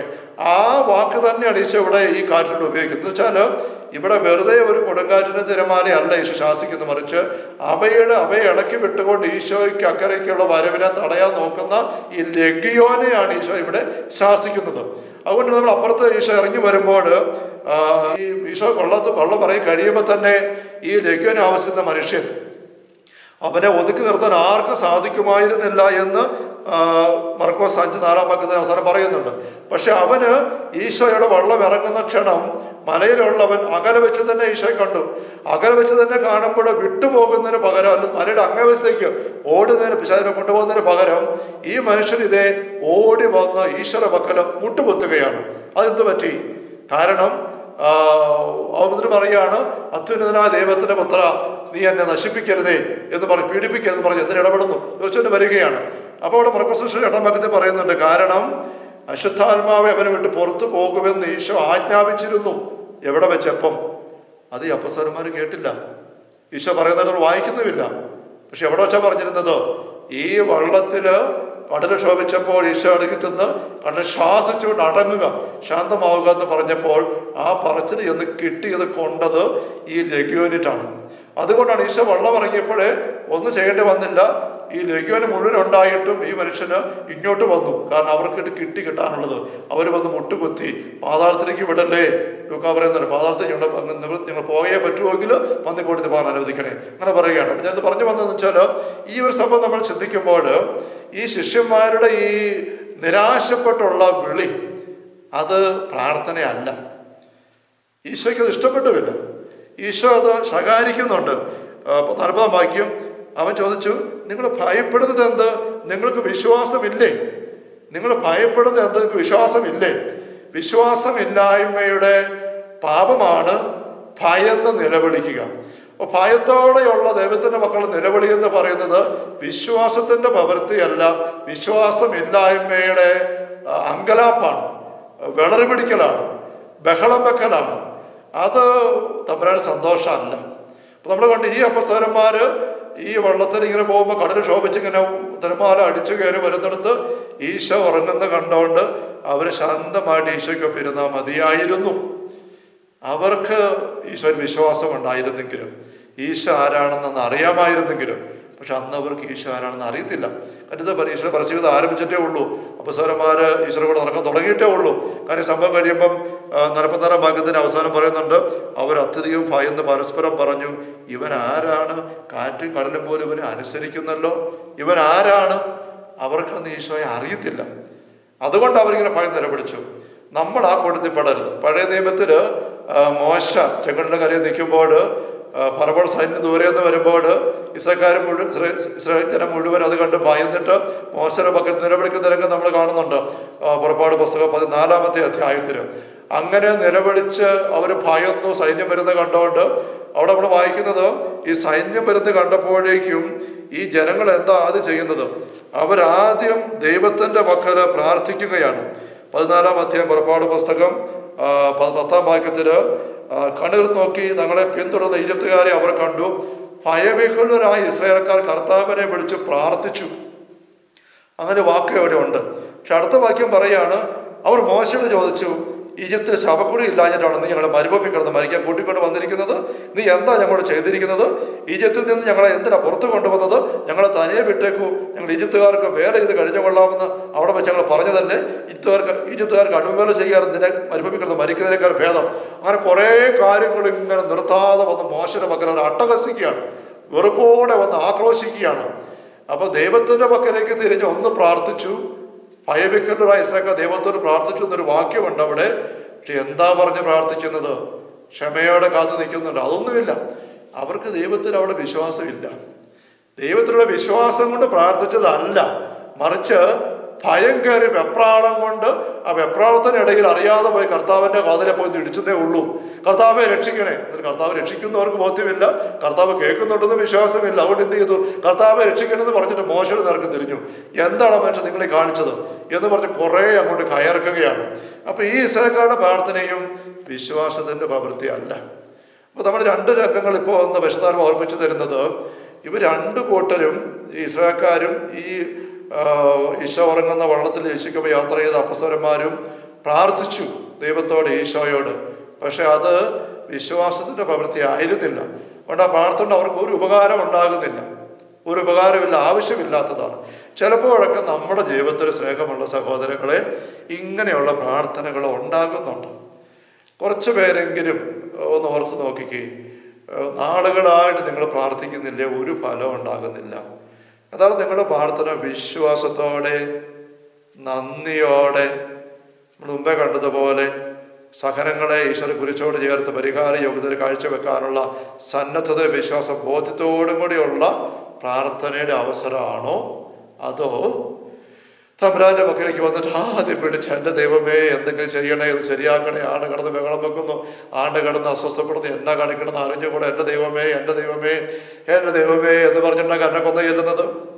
ഭാരപ്പെട്ടും വെറുത്തും വിദ്വേഷം നിറഞ്ഞും ഒക്കെയാണോ? അങ്ങനെയുള്ള പ്രാർത്ഥന ഒരു ഉപകാരമില്ലാത്തതാണ്. അത് നമ്മളെ ഭാരപ്പെടുത്തുകയുള്ളൂ. തമ്പുരാന്റെ കൃപയൊന്നും വരുന്നില്ല, ദൈവത്തേക്ക് നമ്മുടെ ഉള്ളിൽ ചേരുന്നില്ല. ഒരു നമ്മുടെ ഉള്ളിൽ അമർഷവും വെറുപ്പ് കയറി കിടക്കുകയാണ്. ക്ഷമയോടെ സമയമെടുത്ത് പ്രാർത്ഥിച്ച് തിന്മയെ കീഴ്പ്പെടുത്താനുള്ള ശക്തി സ്വർഗത്തിൽ ഡൗൺലോഡ് ചെയ്തെടുക്കണം എന്നൊരാശയം നമ്മൾ കണ്ടതാണ്. ഇവിടെ ധ്യാനത്തിന് വരുന്ന ആൾക്കാർക്ക് ആഴപ്പെട്ട് കിട്ടാനായിട്ട് ഞാൻ ആഗ്രഹിക്കുന്ന വിശുദ്ധർമ്മം നിർബന്ധമായിട്ടിരിക്കുന്ന വരുന്ന ഒരു ബോധ്യം ഇത് തന്നെയാണ്. ഈ ധ്യാനം കൂടുന്ന ദിവസങ്ങളിൽ ധ്യാനത്തിനിടയിൽ എപ്പോഴെങ്കിലും പല ആൾക്കാരും പ്രശ്നങ്ങൾ വരുമ്പോൾ അവർ പറയുന്നൊരു കാര്യം, അച്ഛനെ ഒന്ന് കാണണം, അച്ഛനെ ഒന്ന് മിണ്ടണം, അച്ഛനെ അവിടെ ഒന്ന് അച്ഛനെ കൊണ്ടൊന്ന് പ്രാർത്ഥിക്കുക, അതിനുവേണ്ടി ഞങ്ങൾ വന്നത്. യഥാർത്ഥ തമ്പുരാന്റെ പദ്ധതി അങ്ങനെ അല്ല. പലപ്പോഴും അച്ഛനെ ഒന്ന് കാണുക, അച്ഛനോട് മിണ്ടുക, അച്ഛനൊന്ന് കൈവച്ച് പ്രാർത്ഥിക്കുക, അതിലൂടെ ഒന്ന് ഫ്രീ ആവുക എന്നുള്ളതല്ല. മറിച്ച് ഈശോ നമുക്ക് തന്നിരിക്കുന്ന സ്വർഗരാജ്യത്തിൻ്റെ രഹസ്യങ്ങൾ, സുവിശേഷ പാഠങ്ങൾ മനസ്സിലാക്കിയെടുത്ത് നമ്മുടെ ജീവിതത്തിൽ നമ്മൾ തിന്മയ്ക്ക് നമ്മൾ കൊടുത്തായ പഴുതുകളെ അടച്ചെടുത്ത് തമ്പുരാന്റെ കൃപ നമ്മളെടുത്ത് അങ്ങനെ മുന്നോട്ട് ഇപ്പം വന്നിരിക്കുന്ന അവസ്ഥയിൽ നിന്ന് മുകളിലോട്ട് കയറി പ്രാർത്ഥിക്കാവുന്ന ഒരവസ്ഥയിലേക്ക് നമ്മൾ വന്നിട്ട് ജീവിതം മുഴുവനിലേക്കും പ്രാർത്ഥനാ കരുത്തോടെ നീങ്ങാനായിട്ട് നമുക്ക് പറ്റണം. ആ അവസ്ഥയിൽ ഓരോ വ്യക്തി ആയിത്തീരുക ധ്യാനം അവസാനിക്കുന്ന ശനിയാഴ്ച രാവിലെ ആകുമ്പോഴേക്കും. അങ്ങനെ പോയെങ്കിലേ അവിടെ ജീവിതത്തിൽ നിലനിൽക്കുന്ന രക്ഷ, വിടുതൽ അവർ അനുഭവിക്കുകയുള്ളൂ. അല്ലെങ്കിൽ ഇവിടെ ഒന്ന് കൈവച്ച് പ്രാർത്ഥിക്കുമ്പോൾ തിന്മ ഇറങ്ങി പോയാൽ പോലും ആ തിന്മ വന്ന് കയറാൻ ഇടവന്നൊരു സാഹചര്യം അവിടെ ജീവിതത്തിൽ കിടപ്പുണ്ട്, പൊത്തും പഴുതും കിടപ്പുണ്ട്. അത് അടഞ്ഞിട്ടില്ല, അതവർ തിരിച്ചറിഞ്ഞിട്ടില്ല, ഒഴിവാക്കാൻ നോക്കിയിട്ടുമില്ല. എങ്കിലും പുറത്തേക്ക് ഇറങ്ങി കഴിയുമ്പോൾ തിന്മ 7 ഇരട്ടിയായിട്ട് വന്ന് കയറുന്ന അനുഭവം ഉണ്ടാകാമെന്ന് മത്തായി 12:43 വരെ തിരുവചനം നമ്മൾ കാണുന്നുണ്ട്. അശുദ്ധാത്മാ വിട്ടുപോയിട്ട് വീട്ടിൽ തിരിച്ചു വരുന്നു, 7 കൂടെ കൂട്ടിക്കൊണ്ടെന്ന് പറയുമ്പോൾ ഈശോനെ പറഞ്ഞ സാധ്യതയാണ്. അതുകൊണ്ട് ആ സാധ്യത നമ്മൾ അവഗണിക്കാൻ പറ്റത്തില്ല. അപ്പോൾ ഇങ്ങനെ ധ്യാനത്തിൽ വരുന്ന വ്യക്തികളോട് ഞാൻ ഈ രീതിയിൽ ബോധ്യമെടുത്ത് നിങ്ങൾ തന്നെ ചിട്ടയ പ്രാർത്ഥനയ്ക്ക് വരണം, തിന്മയ്ക്കെതിരെ പ്രതിരോധിച്ച് നിൽക്കാൻ നിങ്ങൾക്ക് സാധിക്കും. നിങ്ങൾ കുഞ്ഞുങ്ങൾക്ക് വേണ്ടി, കുടുംബങ്ങൾക്ക് വേണ്ടിയും പങ്കാളിക്ക് വേണ്ടിയിട്ട് ഇങ്ങനെ പ്രാർത്ഥിച്ച് കയറി വരണം. അങ്ങനെ ബോധ്യം കൊടുത്ത് വിടാറുണ്ട്. ദാനിയേൽ പ്രവാചകൻ പഴയ നിയമത്തിൽ നമ്മൾ കാണുന്നുണ്ട്. ദാനിയേൽ 10-21 ദിവസം തീക്ഷ്ണമായിട്ട് നോയമ്പെടുത്ത് ഉപവാസമെടുത്ത് അനുഭവപ്പെട്ട് പ്രാർത്ഥിച്ചപ്പോൾ 21-ാം ദിവസം ഗബ്രിയേൽ മാലാഖ പ്രത്യക്ഷപ്പെട്ട് ദൈവത്തിന് രഹസ്യം വെളിപ്പെടുന്നതായിട്ട്. അതിൻ്റെയൊക്കെ വെളിച്ചത്തിൽ പലപ്പോഴും ഞാൻ ധ്യാനം കഴിയുമ്പോൾ പറയാറുണ്ട്, 21 ദിവസം പ്രാർത്ഥന എടുക്കണം, ചിട്ടയോടെ ചെയ്യണം. അതിലൂടെ കരുത്തെടുക്കാൻ പറ്റും. നിങ്ങളുടെ കുടുംബത്തിൻ്റെ നിയോഗങ്ങളിലേക്ക് ദൈവത്തിൻ്റെ ശക്തി നിങ്ങൾക്ക് ഡൗൺലോഡ് ചേർത്ത് കൊടുക്കാൻ പറ്റും. അങ്ങനെ കേട്ടുകൊണ്ട് ഒരിക്കൽ പോയി പ്രാർത്ഥിച്ചിട്ട് നല്ല വിടുതൽ കിട്ടുന്ന അനേക സംഭവങ്ങൾ സാക്ഷ്യങ്ങളുമുണ്ട്. ഒരു സഹോദരി, ഒരു കുടുംബിനി, ഒരു അമ്മച്ചിയാണ്. അങ്ങനെ ധ്യാനം കഴിഞ്ഞ് പോവുകയാണ്. ഭർത്താവിൻ്റെ മദ്യപാനവും അലമ്പും ധൂർത്തുമാണ് ഈ സ്ത്രീയുടെ പ്രശ്നം. അങ്ങനെ ഈ സ്ത്രീ പോയി. അപ്പോൾ സ്ത്രീ പറഞ്ഞു, അച്ഛാ ഞാൻ 20 ദിവസം പ്രാർത്ഥിക്കാൻ പോവാ ഭർത്താവിന് വേണ്ടിയിട്ട്, ഈ 9 കരുണക്കൊന്ന് ചൊല്ലി വിശ്വാസം സ്തുതിച്ചൊക്കെ ഞാൻ പ്രാർത്ഥിക്കും വെച്ചാൽ. അങ്ങനെ പോയി കൃത്യം 21 ദിവസത്തെ ഈ സ്ത്രീ എന്നെ വിളിച്ചു. ഞാൻ ഫോൺ എടുക്കാനും കിട്ടി, ഞാൻ ഫോൺ എടുത്തു. അപ്പോൾ പരിചയപ്പെടുത്തി, അച്ഛാ ഞാൻ ഇന്ന സ്ത്രീയാണ്, അച്ഛൻ എന്നോട് ഞാൻ ധ്യാനം കഴിഞ്ഞപ്പോൾ അച്ഛൻ ഞാൻ പറഞ്ഞ ഓർക്കുന്നുണ്ടല്ലോ, എൻ്റെ ഭർത്താവിൻ്റെ മദ്യപാന അലമ്പ് അച്ഛാ, ഞാൻ ഇവിടെ വന്നിട്ട് ഈ 21 ദിവസവും അച്ഛൻ പറഞ്ഞത് തന്നെ ഞാൻ പ്രാർത്ഥിക്കുകയായിരുന്നു. ഞാൻ ചോദിച്ചു, എന്നിട്ട് എന്താ അനുഗ്രഹം അടയാളം കണ്ടത്? ഒരടയാളവും ഇല്ല അച്ഛാ, ഒരടയാളവും ഇല്ല, ഒരു മാറ്റവും ഇല്ല. അങ്ങനെ ഇന്നലെ പോലും അത് 21 ദിവസം ഇന്നലെ പോലും വന്ന് കുളിച്ച് കയറി എന്തെല്ലാം അലങ്കോല കാണിച്ചറിയാം. എൻ്റെ അച്ഛനെ പറഞ്ഞിട്ട് എന്നാ കാര്യം ഉണ്ടായോ? ഞാനും കൂടെ വന്നതല്ലേ ഇങ്ങനെ പറയാം. അപ്പോൾ എന്നോട് പരിശുദ്ധാത്മാവ് ഒരു പേര് തന്നു. ഈ സഹോദരിയുടെ ഉള്ളിൽ ഈ ഭർത്താവിനോട് വെറുപ്പാണ്. ഈ സഹോദരിയുടെ ഉള്ളിലെ ഭർത്താവിനോട് വെറുപ്പാണ്. സാഖി കെട്ട് നിൽക്കുകയാണ്. എന്നിട്ടാണ് ഈ 20 ദിവസം പ്രാർത്ഥിച്ചത്. അപ്പോൾ ധ്യാനത്തിൽ ആഴപ്പെട്ട് കൊടുക്കുന്നൊരു ചിന്തയാണ്, വെറുപ്പ് എന്ന് പറയുന്നത് പൈശാചികമാണ്. വെറുക്കുന്നതിന് കൊലപാതകയാണ്. 1 യോഹന്നാൻ 3:15 നമുക്ക് അറിയാം. അപ്പോൾ വെറുപ്പിലൂടെ പോകുമ്പോൾ കൊലപാതകമാണ്. പിശാചിന് നിന്റെ ഉള്ളിൽ പിടുത്തം കിട്ടിയിരിക്കുക. നിന്റെ ഉള്ള പിശാചിൻ്റെ അടിമയായിട്ടായിരിക്കുന്ന അവസ്ഥയിൽ നീ എത്ര പ്രാർത്ഥിച്ചാലും നിന്റെ വീട്ടിലെ ഭർത്താവിനോ കൂടപ്പുറപ്പിനോ അല്ല ഭാര്യയ്ക്കോ മക്കൾക്കോ ഒരു കൃപയും കിട്ടുകയില്ല. കാരണം നീ തന്നെ പിശാചിൻ്റെ അടിമയായിട്ട് നിൽക്കുകയാണ്. അപ്പം ഞാൻ ഈ സഹോദരിയോട് ചോദിച്ചു, സഹോദരി, ഈ ഭർത്താവിനെ നിങ്ങൾ സ്നേഹിക്കുന്നുണ്ടോ? അങ്ങയുടെ മദ്യപാനമൊക്കെ ക്ഷമിച്ച് സ്നേഹത്തോടെ ചേർത്ത് പിടിച്ച് സ്നേഹത്തോടെയാണോ പ്രാർത്ഥിക്കുന്നത്? ഇത് ഞാൻ ചോദിച്ചപ്പോഴേ സഹോദരി ഒരു നിമിഷം നിന്നിച്ചിട്ട് ഇവരോട് തിരിച്ചു വെച്ചു, അതിയാനെ സ്നേഹിക്കാനോ? ഇങ്ങനെ ചോദ്യം. ഞാൻ പറഞ്ഞു, എൻ്റെ സഹോദരി, അവിടെയാണ് നമുക്ക് നഷ്ടം വരുന്നത്. സഹോദരിയുടെ ഉള്ളിൽ ആ ഭർത്താവിനോട് വെറുപ്പാണ്. അങ്ങനെ വെറുപ്പ് കിടക്കുന്നത് കൊണ്ട് സഹോദരിയുടെ ഉള്ളും ഭർത്താവിൻ്റെ ഉള്ളുമായിട്ട് ബന്ധമില്ലാത്തത് കൊണ്ട് സഹോദരി പ്രാർത്ഥിച്ച് സഹോദരിയിലേക്ക് എടുക്കുന്ന ദൈവകൃപ ഈ ഭർത്താവിലേക്ക് ചെല്ലുന്നില്ല. ടാങ്കിൽ വെള്ളം നിറച്ചിരിക്കുക, പക്ഷെ ടാങ്കിൽ നിന്ന് ആ ടാപ്പിലേക്കുള്ള പൈപ്പ് പൊട്ടിക്കിടക്കുക, അല്ല അതിനകത്ത് വേറെ എന്താ കല്ല് അടഞ്ഞിരിക്കുക. അപ്പം ടാങ്കിൽ എന്തുമാത്രം വെള്ളം നമ്മൾ അടിച്ചു കയറ്റി നിറച്ചാലും ആ ടാപ്പ് തുറക്കുമ്പോൾ അവിടെ വെള്ളം വരികയില്ല. കാരണം ഈ ബന്ധം പൊട്ടിക്കിടക്കുന്നു എന്ന് പറഞ്ഞ പോലെ ഈ കുടുംബിനിയുടെ ഉള്ളും ഈ ഭർത്താവിൻ്റെ ഉള്ളുമായിട്ട് ബന്ധമില്ല.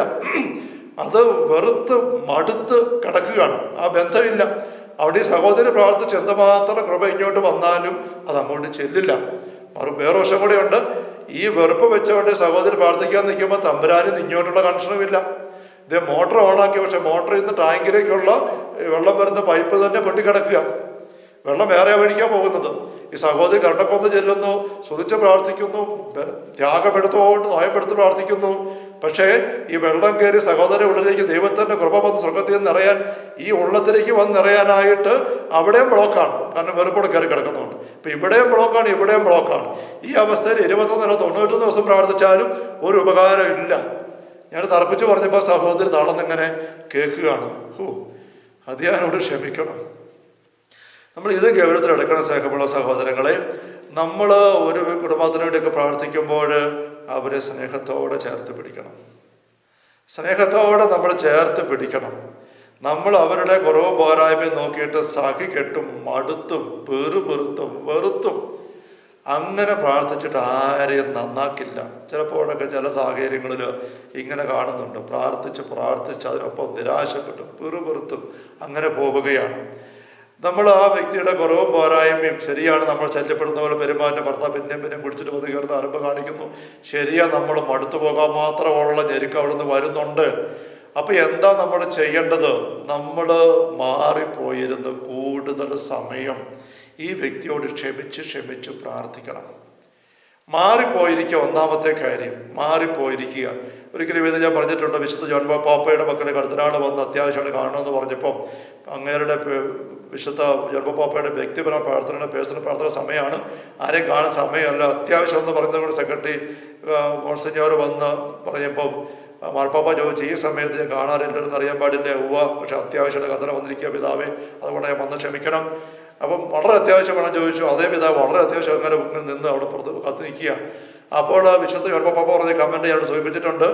പാപ്പ പറഞ്ഞു ഒരു നിമിഷം വന്ന് മൗനമായിരുന്നിട്ട് വളരെ അത്യാവശ്യമാണെങ്കിൽ കുറേ സമയം കൂടെ അവിടെ നിൽക്കാൻ പറ, ഞാൻ കുറേ കൂടെ പ്രാർത്ഥിക്കട്ടെ, കരുത്തെടുക്കട്ടെ, എന്നിട്ട് ഞാൻ വരാം. എങ്ങനെ എനിക്ക് അങ്ങേരുടെ ആ പ്രശ്നത്തെ കൈകാര്യം ചെയ്യാൻ കരുത്ത് കിട്ടുള്ളൂ. അപ്പം വളരെ പ്രശ്നങ്ങൾ നിറഞ്ഞ വിഷയങ്ങൾ നമുക്ക് കൈകാര്യം ചെയ്യേണ്ടി വരുമ്പം പ്രാർത്ഥനയ്ക്ക് കൂടുതൽ വരണം. അതിന് സമയം കണ്ടുപിടിച്ചേ പറ്റൂ. വേറെ ഒരു മാർഗവും ഇല്ല. പ്രാർത്ഥനയ്ക്ക് പകരം പ്രാർത്ഥനയല്ലാതെ. ഈശോയ്ക്ക് പോലും പ്രാർത്ഥന ഇതുപോലെ അത്യാവശ്യമായിരുന്നു. ലൂക്കായുടെ സുവിശേഷം 5-ാമത്തെ അധ്യായത്തിൽ നമ്മൾ കാണുന്നുണ്ട്. ഒരു കുഷ്ഠരോഗിയെ സുഖപ്പെടുത്തി വിട്ട് കഴിയുമ്പോൾ അങ്ങനെ പോയി എല്ലാവരോടും പറഞ്ഞു. ഒരുപാട് ആൾക്കാർ ഈശോ അന്വേഷിച്ച് വരുന്നു. 15-16 തിരുവചനങ്ങൾ. എന്നാൽ ഈശോയുടെ കീർത്തി പൂർവാധികം വ്യാപിച്ചതേ ഉള്ളൂ. അവൻ്റെ വാക്ക് കേൾക്കുന്നതിന് രോഗശാന്തി നേടുന്നതിനും വേണ്ടി വളരെ ആളുകൾ തിങ്ങിക്കൂടി. അവനാകട്ടെ വിജന പ്രദേശങ്ങൾക്ക് പിൻവാങ്ങിയിട്ട് പ്രാർത്ഥിച്ചുകൊണ്ടിരുന്നു. വളരെ ആളുകൾ തിങ്ങിക്കൂടി ഈശോയെ പറ്റി കേട്ടിട്ട്. ഈശോ വഴി ഒത്തിരി ശക്തി പുറപ്പെടുന്നു, ഒത്തിരി സൗഖ്യമുണ്ടാകുന്നു, കുഷ്ഠരോഗം മാറുന്നവർ ഒത്തിരി ആൾക്കാർ തിങ്ങിക്കൂടി. ഈശോ പരസ്യത ആരംഭിച്ച നാളുകളാണ്. അപ്പോൾ ഒരുപാട് ആൾക്കാർ ഈശോയെ കിടക്കാനും കാണാനും വേണ്ടി വരുമ്പോൾ ഒരുത്ത് പറഞ്ഞ ഈശോയ്ക്ക് നല്ല അവസരമാണ്. നമുക്ക് ഏതൊരു ശുശ്രൂഷയിലും കൂടുതൽ ആൾക്കാർ കടന്നു വരുമ്പം ശുശ്രൂഷകർക്ക് ആവേശമാണ്. ഒരുപാട് പേര് വരുന്നുണ്ടല്ലോ. അപ്പം പലപ്പോഴും ശുശ്രൂഷകർക്ക് സംഭവിക്കുന്നത് എന്താ? അവർ കൂടുതൽ ആൾക്കാരിലേക്ക് ഇറങ്ങാൻ നോക്കും, അവരുടെ പ്രാർത്ഥന പോലും മാറ്റിവെച്ചുകൊണ്ട്. ഇതൊരു വലിയ അപകടമാണ്. ഇവിടെ ഈശോയുടെ പക്കലേക്ക് അനേകർ ഇങ്ങനെ ഓടിക്കൂടിയപ്പം ഈശോ എന്താ ചെയ്യുന്നത്? എന്നാൽ അവനാകട്ടെ വിജന പ്രദേശങ്ങൾക്ക് പിൻവാങ്ങി അവിടെ പ്രാർത്ഥിച്ചു കൊണ്ടിരുന്നു.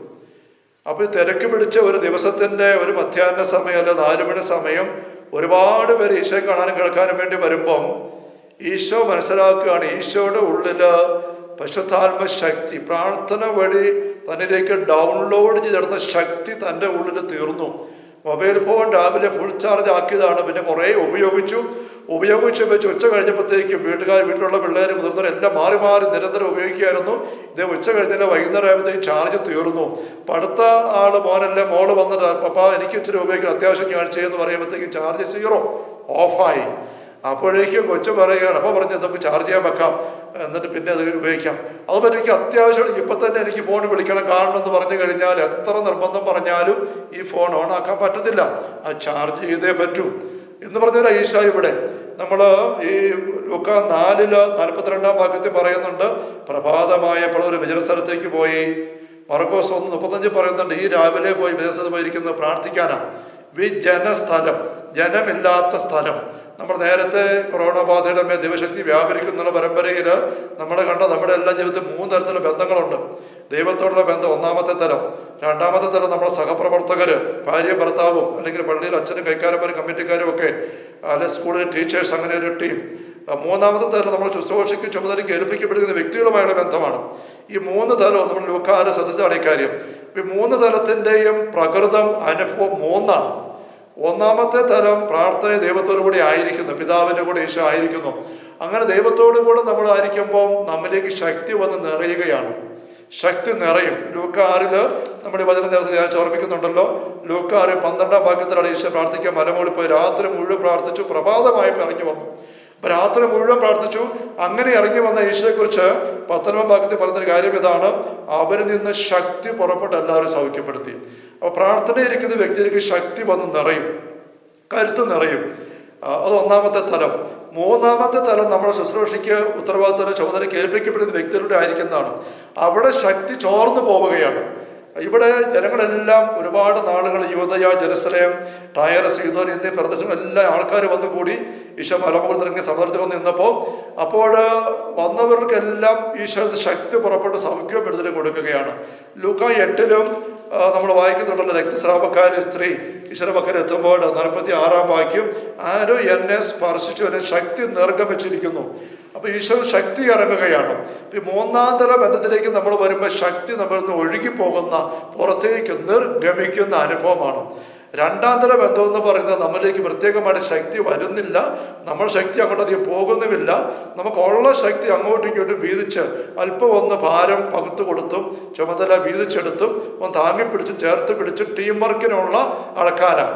ഈശോയ്ക്ക് അത് അപ്പസ്വരന്മാരാണ്. അപ്പസ്വരന്മാരുടെ കൂടെ ഈശോ ആയിരിക്കുന്നുണ്ട്, ഭാര്യ ഭർത്താവും അല്ലെ കുടുംബത്തിൽ, അങ്ങനെയൊക്കെ ടീം വർക്കാണ്. പക്ഷെ ടീം വർക്ക് നമുക്ക് വേണം. പക്ഷെ അവിടെ നമുക്ക് ഈ റീചാർജിങ് കിട്ടിയാലും ഉള്ള പവർ അങ്ങോട്ടും കൊടുക്കാം. നമ്മൾ ഇതേപോലെ നേരത്തെ കണ്ടതാണ്, പക്ഷെ മനസ്സിലത് നമുക്കൊന്നൊരു പുതുക്കിയെടുക്കാം. അപ്പൊ ഇവിടെ നമ്മൾ കണ്ടതായി ലൂക്ക 5 ഈ ജനങ്ങളെല്ലാം കൂടി ഓടി വരുമ്പോഴേക്കും ഈശോ മനസ്സിലാക്കുകയാണ്, പ്രാർത്ഥന വഴി പ്രഭാതത്തിൽ വിജനസ്ഥലത്ത് പോയിരുന്ന് പ്രാർത്ഥിച്ച് തൻ്റെ ഉള്ളിൽ നിറച്ച പരിശുദ്ധാത്മ ശക്തി ഇപ്പോഴേതാണ്ട് തീർന്നു. അത് മുഴുവൻ തീർന്നു. 0 ആയി ചാർജ്, മൊബൈൽ ഫോണിൻ്റെ ബാറ്ററി കാണി 0 ആയി ഓഫ് ആവുകയാണ്. ഒത്തിരി ആൾക്കാർ ഇനിയും വരികയാണ്, പക്ഷെ അതുകൊണ്ട് കാര്യമില്ല. അവിടെ ഈശോ എന്ത് ചെയ്യാണ്, ഇവരെല്ലാം വിട്ടിട്ട് ഒത്തിരി ആൾക്കാർ വരുമ്പോൾ ഈശോ ഇങ്ങനെ വെച്ചിട്ട് ഇറങ്ങി ഒരൊറ്റ മുങ്ങ് ഈ പളയ്ക്കകത്തൊരു കാലം കാട്ടിലോട് കയറിപ്പോയി മലയിലേക്ക് വിട്ടുപോയി. അവസാനമാർക്ക് ഒരു പിടി കിട്ടിയില്ല, എങ്ങോട്ട് പോകുന്ന അറിഞ്ഞില്ല. ഈശോയ്ക്ക് വയറ്റുവേദനയായിട്ടൊന്നും പോയതല്ല, ഉറക്കം വന്നിട്ട് പോയതല്ല, നടുവ് കഴിച്ചിട്ട് പോയതല്ല. എന്തിനാണ് സുവിശേഷത്തിൽ പറഞ്ഞിരിക്കുകയാണ്, വിജനപ്രദേശത്തേക്ക് പിൻവാങ്ങി അവിടെ പ്രാർത്ഥിച്ചു കൊണ്ടിരുന്നു. വിജനപ്രദേശം, ജനമില്ലാത്ത സ്ഥലം, ആരുമില്ലാത്തടത്ത് ഈശോ അപ്പസ്വരന്മാരെ കൂട്ടി തനിച്ചായിരിക്കുന്ന ഒത്തിരി സംഭവങ്ങൾ ബൈബിളിൽ കാണുന്നുണ്ട്. ജനം കൂടെ ആയിരിക്കുന്ന ഒരുപാട് സംഭവങ്ങളുണ്ട്. ജനങ്ങളെ വിട്ടേച്ചിട്ട് അപ്പസ്വരന്മാരെ മാറ്റിവെച്ചിട്ട് അതിരാവിലെ തനിച്ചു പോയിരിക്കുന്നു. ഇത് ഇവിടെ ആരുമില്ലത്തത് പോയിരിക്കുന്നു. മത്തായി 14 കാണാം, അപ്പസ്വരന്മാരെ വള്ളത്തേക്കരി നിർബന്ധമായിട്ട് അവരെ പറഞ്ഞു വിട്ടിട്ട് മലമുകളിൽ കയറി രാത്രി നേരം വെളുക്കാൻ ആഗോളം പ്രാർത്ഥിക്കുന്നു. ഈ മാതൃക നമുക്ക് അനുകരിക്കാനുള്ളതാണെന്ന് അറിയണം. നിങ്ങളുടെ ചുമതലയ്ക്ക് ഏൽപ്പിക്കാൻ തന്നിരിക്കുന്ന പങ്കാളിയിൽ വലിയ പ്രശ്നങ്ങളുണ്ടോ, ഞെരുക്കങ്ങളുണ്ടോ, ദുശീലങ്ങളുണ്ടോ, നിങ്ങൾ ഞെരുങ്ങുന്നുണ്ടോ? ദൈവം നിങ്ങളുടെ കുഞ്ഞുങ്ങളുടെ ജീവിതത്തിൽ എന്തെങ്കിലും വല്ലാത്ത ദുശീലങ്ങളും തകർച്ചകളും പോരായ്മകളോട് നിങ്ങൾ ഞെരുങ്ങുന്നുണ്ടോ? എന്താ ചെയ്യേണ്ടത്? തനിച്ച് വിജന സ്ഥലത്തേക്ക് മാറിപ്പോക്കേ. അച്ഛാ ഞങ്ങൾ കുടുംബിനിയാണ്, കുടുംബനാഥനാണ്, കുടുംബത്തിന് ഉത്തരവാദിത്തം മാറിപ്പോകാൻ പറ്റിയല്ല, അച്ഛന്മാർക്ക് ഇവിടെ പോകാൻ പറ്റും എന്ന് പറഞ്ഞിട്ട് കാര്യമില്ല. സഹോദരങ്ങളുടെ മനസ്സുണ്ട്, നിങ്ങൾക്ക് പോകാൻ പറ്റുമെന്ന് അറിയണം. ഏതെങ്കിലും സമയത്ത് മനസ്സുണ്ട്, സാധിക്കും. നമ്മൾ കഴിഞ്ഞ സെഷനിൽ കണ്ടില്ലേ, വിശുദ്ധ പൗസ്റ്റീന പറയുന്നത് ശരിയാ, സമർപ്പിതയാണ്.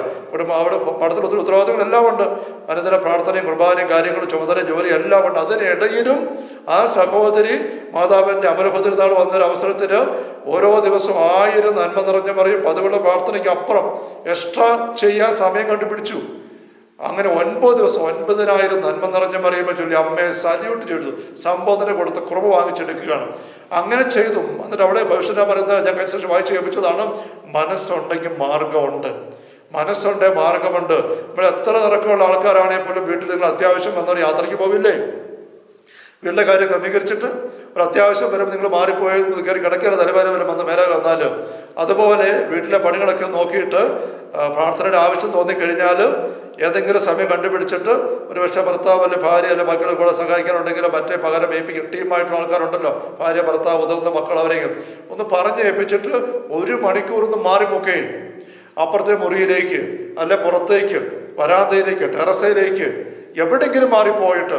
ഇനി ഒരു സ്ഥലമില്ല സ്നേഹമുള്ളവരെ, നിങ്ങളുടെ ടോയ്ലറ്റിൽ പോയി വൃത്തിയായിട്ടിരിക്കണം, ടോയ്ലറ്റിൽ പോയി കയറിയിരിക്കുക, അത് ശല്യപ്പെടുത്താൻ പറ്റുകയല്ല, അവിടെ പോയിരുന്നേ. ഈശോ പറഞ്ഞില്ലേ, നിങ്ങളുടെ മുറിയിൽ കിടന്ന് കഥ കടച്ച് രഹസ്യത്തിൽ പിതാവോട് പ്രാർത്ഥിക്കുക. ഒരു സ്ഥലവും ഇല്ലെങ്കിലും അങ്ങനെയാണെങ്കിൽ പോലും തമ്പുരാന്റെ പക്കലൊക്കെ പോയിരുന്നേ, കുറേ സമയം ഇരുന്ന്. എന്നിട്ട് എന്താ ചെയ്യണം? ഈ ഉള്ളിലുള്ള സങ്കടം എല്ലാം പറഞ്ഞ് അങ്ങോട്ട് സ്തുതിച്ചേ. ആദ്യം ക്ഷമിച്ച് സ്തുതിച്ചേ. ഈ നമുക്ക് ഭാരം ചെറുക്കമുണ്ടോ? ഞാൻ പറഞ്ഞിട്ട് ആ സഹോദരൻ ചോദിക്കുക, അതിയാനോട് ക്ഷമിക്കാനോ? ആ അതിയാന്റെ മദ്യപാനവും അലമ്പും ധൂർത്തും ചീത്തവാക്കുകളും ഓരോന്നും പറഞ്ഞ് സഹോദരി പോയിരുന്ന് എൻ്റെ ഈശോയെ ഭർത്താവിലേക്ക് തന്നതിന് നന്ദി, അദ്ദേഹമേ കാണിക്കുന്ന അദ്ദേഹം അറിയുന്നില്ല, ക്ഷമിക്കണമേ. അദ്ദേഹത്തിൻ്റെ കുറവുകൾക്ക് വേണ്ടി ഭാര്യ ഞാൻ അങ്ങോട്ട് മാപ്പ് ചോദിക്കുന്ന കരുണയായിരിക്കണമേ എന്ന് പറഞ്ഞിട്ട് ഓരോ കാര്യം എണ്ണി പറഞ്ഞ് ഈശോയുടെ തിരുരക്ത വ്യക്തിയുടെ മേൽ പതിക്കട്ടെ, തിരുരക്തം കൂടെ ആ വ്യക്തിയെ കുതിർക്കണമേ, കരുണയായിരിക്കണമേ. Hallelujah, hallelujah, hallelujah. അപേക്ഷകളും യാചനകളും പ്രാർത്ഥനകളും കൃതജ്ഞതാ സ്തോത്രങ്ങളോടെ അപേക്ഷയെല്ലാം പറയാം. ദൈവമേ കരുണയായിരിക്കണേ, കൃപ ചൊരിയണമേ, ഹല്ലേലൂയ. എന്നിട്ട് അങ്ങനെ മനസ്സിലുള്ള സങ്കടം എല്ലാം പറഞ്ഞ് അവിടെ അങ്ങ് ഇരുന്നേ, കുറെ സമയം ചെലവഴിച്ചേ. ഇനി ഒന്നും പറ്റിയല്ല. ഒരു വ്യക്തി എന്നോട് പറഞ്ഞു, തിരക്ക് എപ്പോഴും അവിടെ ഒരു നിവൃത്തിയില്ല. അറ്റ കൈക്ക് വന്നപ്പോൾ ഞാൻ ചെയ്തത് എൻ്റെ മൊബൈൽ ഫോൺ എടുത്തുകൊണ്ട് ഇങ്ങനെ ഹലോ വെച്ചോണ്ട് ഞാൻ പുറത്തേക്ക് ഇറങ്ങി. ആൾക്കാരവിടെ നോക്കി നിൽക്കുക. ഈ ഹലോയും വെച്ചോണ്ട് ഞാൻ പുറത്തേക്ക് ഇറങ്ങി അങ്ങോട്ട് മാറി നിന്നിട്ട് ഞാൻ കുറേ ഇങ്ങനെ ഉറക്കെ സംസാരിക്കുക. പക്ഷെ എൻ്റെ വെച്ചാൽ ഫോൺ ഓഫ്, ആരും എന്നെ വിളിച്ചില്ല. ഈ ഫോൺ വെറുതെ ഇങ്ങനെ പിടിച്ചിട്ടേ ഉള്ളൂ. ഞാൻ എന്നിട്ട് ഹലോ വെക്കുന്ന ഈശോയോടാണ്. ഹലോ അല്ല, ഹല്ലേലൂയ, ഹല്ലേലൂയ, ഹല്ലേലൂയ, നന്ദി, സ്തുതി ഈശോയെ നന്ദി. ഇങ്ങനെ ഫോണും വെച്ചോണ്ട് ഞാൻ ചുറ്റും നടന്നപ്പോൾ ആൾക്കാരൊക്കെ വിചാരിച്ചു ആ വ്യക്തി ഫോൺ വിളിക്കുകയാണ്, അവിടെ ശല്യപ്പെടുത്തണ്ട. അങ്ങനെ ഒരു 10 മിനിറ്റ് 15 മിനിറ്റ് സമയം അത്യാവശ്യമായിട്ട് ഇങ്ങനെ മാറി ഫോൺ പിടിച്ചുകൊണ്ട് നടന്നിട്ട് ജനക്കൂട്ടത്തിന് നടുവിൽ പോലും വചനപ്രദേശം കണ്ടുപിടിക്കുക ഒരു മനുഷ്യൻ. നമുക്ക് സാധിക്കും, മനസ്സുണ്ടെങ്കിൽ അവിടെ നമ്മൾ ഈ വിഷയങ്ങളെല്ലാം ഏൽപ്പിച്ചു കൊടുക്കണം. ലോകത്തിന്റെ പാപം നീക്കുന്ന കുഞ്ഞാട് ഈശോയാണ്. നിന്റെ ഭർത്താവിന്റെ പാപം നീക്കേണ്ടതും നിന്റെ മക്കളുടെ പാപം നീക്കേണ്ടത് ഈശോയാണ്. ഈ പാപം വേണ്ടതുപോലെ ഈ കുറവുകളായി ഈശോയ്ക്ക് ഇങ്ങനെ പ്രാർത്ഥിച്ച് ഏൽപ്പിച്ചു കൊടുക്കാത്തത് കൊണ്ടാണ് ഈ കുറവുകൾ നിനക്കിട്ട് കിട്ടുന്നത്. ഈ കുറവുകൾ നിന്നെ ഇട്ട് ശല്യപ്പെടുത്തുകയാണ്, നിന്റെ മേൽ അത് വീഴുകയാണ്, നീ അതിനകത്ത് ചെകയുകയാണ്. ചെകയും തോറും അഴുക്ക് നിന്റെ മേൽ വന്നുകൊണ്ടിരിക്കുകയാണ്. ഇത് ഈശോയെ കേൾപ്പിച്ചിട്ട് രമേശൻ പറഞ്ഞില്ലേ, ഇപ്പം ഈ വാക്വം ക്ലീനറുമായിട്ട് ഒരു ക്ലീൻ ചെയ്യുന്നത് അതിൻ്റെ മോട്ടർ ഓൺ ആയിരിക്കണം. മോട്ടർ ഓൺ ആക്കിയിട്ട് ഏത് പൊടിയും ചപ്പും കിടക്കുന്നിടത്ത് കൊണ്ട് മൗത്ത് പീസ് കൊണ്ട് പിടിച്ചു അത് മുഴുവൻ സക്കി എടുക്കും. മോട്ടർ ഓൺ ആക്കാതെ ഈ മൗത്ത് പീസുമായിട്ട് പോയാലും നമ്മൾ കണ്ടില്ലേ, അവിടെ കിടക്കുന്ന ഉറങ്ങിയിരുന്ന പാറ്റായും പമ്മിയിരുന്ന വഴുതാരയും അല്ലെങ്കിൽ മറ്റേ അതും ഇതും എല്ലാം കൂടെ ഇളകി, പൊടിയെല്ലാം ഇളകി അരമണിക്കൂർ ചുറ്റി നടക്കുമ്പോഴത്തേക്ക് ആ മുറിക്കകം മുഴുവൻ പൊടി പിടിച്ച് വല്ലാണ്ടാകും. ഈ വണ്ടും പ്രാണിയെല്ലാം പറന്ന് അങ്ങോട്ട് കയറി ഇങ്ങോട്ട് നമ്മുടെ തലയിൽ വന്ന് മേത്ത് കയറി കയ്യക്കട വന്ന് കയറി ശല്യമായി, അസ്വസ്ഥയായി. ഇതാണ് പലപ്പോഴും നമുക്ക് സംഭവിക്കുന്ന വിശ്വാസമില്ലാത്ത പ്രാർത്ഥനയിൽ. ഞങ്ങൾ നശിക്കാൻ പോവാ, ദൈവമേ ഞങ്ങൾ മടുത്തു, ഈ കൊച്ചിനെ കൊണ്ട് മടുത്തു, ഈ തള്ളയെ കൊണ്ട് മടുത്തു, ഈ വാമൃതനെ കൊണ്ട് മടുത്തു, ഈ പെബ്രത്തെ കൊണ്ട് മടുത്തന്നെ, ദൈവമേ രക്ഷിക്കണേ എന്ന് പറഞ്ഞ് കണ്ടക്കൊന്നയെല്ലാം പോയ സ്നേഹമുള്ളവരെ ഒരു കൃപയും ഒഴുകി വരില്ല.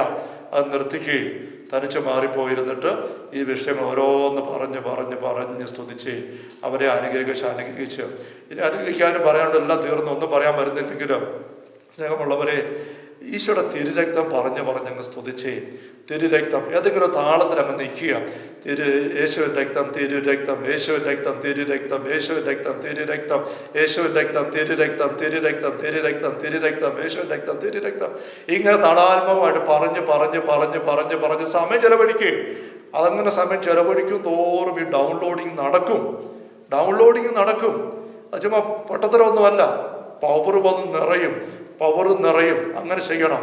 അങ്ങനെ ചെയ്ത് ഏതൊരു 15 മിനിറ്റ് അരമണിക്കൂറോ അങ്ങ് മാറിപ്പോയിരുന്ന ഈ വ്യക്തിക്ക് വേണ്ടിയിട്ട് ഇനി ടോയ്ലറ്റ് കയറാനേ അവസരം കിട്ടിയുള്ളെങ്കിൽ അവിടെ പോയി കയറിയിട്ട് ഒരു 5-10 മിനിറ്റ് അവിടെ ഇരുന്നുകൊണ്ട് ഇവരെ അങ്ങോട്ട് ഇങ്ങനെ മനസ്സുകൊണ്ട് അനുഗ്രഹിച്ച് ശരീരത്തെ തളിച്ചെടുത്ത് സ്തുതിച്ച് പ്രാർത്ഥിച്ചേ.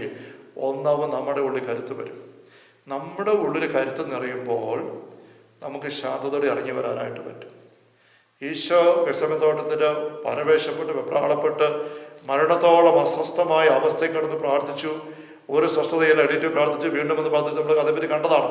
അവസാനം ഈ പശുക്കിടാവിൻ്റെ ഉദാഹരണം പോലെ ഓർക്കുന്നുണ്ട്. അവസാനം എന്നിട്ട് ഈശോയിലേക്ക് മാലാഖ ഇറങ്ങി വന്നിട്ട് ശക്തി നിറച്ചു. ലൂക്ക 22 നമ്മൾ കാണുന്നുണ്ട്, ശക്തി നിറഞ്ഞു. പിന്നെ ഈശോ ശാന്തനായിട്ട് ഇറങ്ങി വരികയാണ് ഈ ആൾക്കാരുടെ മധ്യത്തിലേക്ക്. യോഹന്നാൻ സുവിശേഷൻ അത് 19 അധ്യായത്തിൽ ഭംഗിയായിട്ട് 18 ഭംഗിയായിട്ട് പറയുന്നുണ്ട്. നിങ്ങൾ ആരെയാണ് അന്വേഷിക്കുന്നത്? നസറാന ഈശോയെ. അത് ഞാനാണ്. അവിടെ ഇവർ പിന്നോക്കം വീണ് മറിഞ്ഞു വീഴുകയാണ്. പിന്നെ ഏറ്റുവരികയാണ്. നിങ്ങൾ ആരെ അന്വേഷിക്കുന്നു? നസറാന ഈശോയെ. വീണ്ടും ശക്തി നിറഞ്ഞു നിൽക്കുകയാണ്. അപ്പോൾ ഈശോയെ അറസ്റ്റ് ചെയ്യാമെന്ന ആൾക്കാരാണെന്ന് ഓർക്കണം. എന്ന് പറഞ്ഞ പോലെ കുടുംബത്തിൽ നിങ്ങളെ ഇട്ട് ഞെരുക്കുന്ന, വല്ലാണ്ടാക്കുന്ന ഭർത്താവോ പങ്കാളിയോ കുഞ്ഞുങ്ങളോ ആരെങ്കിലും ആട്ടെ, അവിടെ മുമ്പിലേക്ക് ഇതുപോലെ ഇറങ്ങാനായിട്ട് പറ്റുമോ ഇല്ലയോ? ഇങ്ങനെ ഇറങ്ങിയെങ്കിൽ നിങ്ങൾ അവരുടെ പ്രശ്നങ്ങൾ കൈകാര്യം ചെയ്യുള്ളൂ. അല്ലെങ്കിൽ അവരുടെ പ്രശ്നങ്ങൾ നിങ്ങളെ കൈകാര്യം ചെയ്യും. ഇതല്ലേ പലപ്പോഴും സംഭവിക്കുന്ന സ്നേഹമുള്ളവരെ. അവരുടെ പ്രശ്നങ്ങൾ നിങ്ങളെ കൈകാര്യം ചെയ്യുക. അത് മുഴുവൻ പ്രശ്നങ്ങളാണ്, പൈശാചിക അവസ്ഥകളാണ്. നിങ്ങളങ്ങ് മടുക്കുകയാണ്. തലേ കൈവച്ചങ്ങോട്ട് നിരാശപ്പെട്ടു. നിങ്ങളുടെ മുഖത്തോട്ട് നോക്കും. ആ അവസ്ഥ പോയി കടയിൽ പോയി നോക്കി, മുഖം എനിക്ക് നോക്കിക്ക്. ഏത് കരുത്താ അവിടെ ഉള്ളത്? പിശാചിട്ട് മാന്തി വല്ലാണ്ടാക്കി ഞങ്ങൾ നശിക്കാൻ പോകുന്ന വിലപിക്കുന്ന ശിഷ്യന്മാരെ പോലുള്ള അവസ്ഥയാണ്. നമ്മൾ വണ്ടിയൊക്കെ ഓടിക്കുമ്പോൾ ഈ രാവിലെ ഡ്രൈവർ വണ്ടിയായിട്ട് ഇറക്കുമ്പോൾ, ലോറി അല്ലെ എന്തെങ്കിലും വാഹനമാട്ടെ, ആ വണ്ടി എടുക്കുന്നതിന് മുമ്പ് സാധാരണ ഡ്രൈവർമാർ ഒന്ന് ചെക്ക് ചെയ്യും ടയർ. ടയർ പോയി നോക്കിയില്ലേ പോലും വണ്ടി എടുക്കുമ്പോഴേ അറിയാം ടയറിൻ്റെ കാറ്റ് നിലവാരം. ടയറിൻ്റെ കാറ്റ് കുറവാന്ന് വിചാരിക്കുക. ടയറിൻ്റെ കാറ്റ് കുറവായിരിക്കുമ്പോൾ ടയർ ഇങ്ങനെ ചളുങ്ങിയിരിക്കും.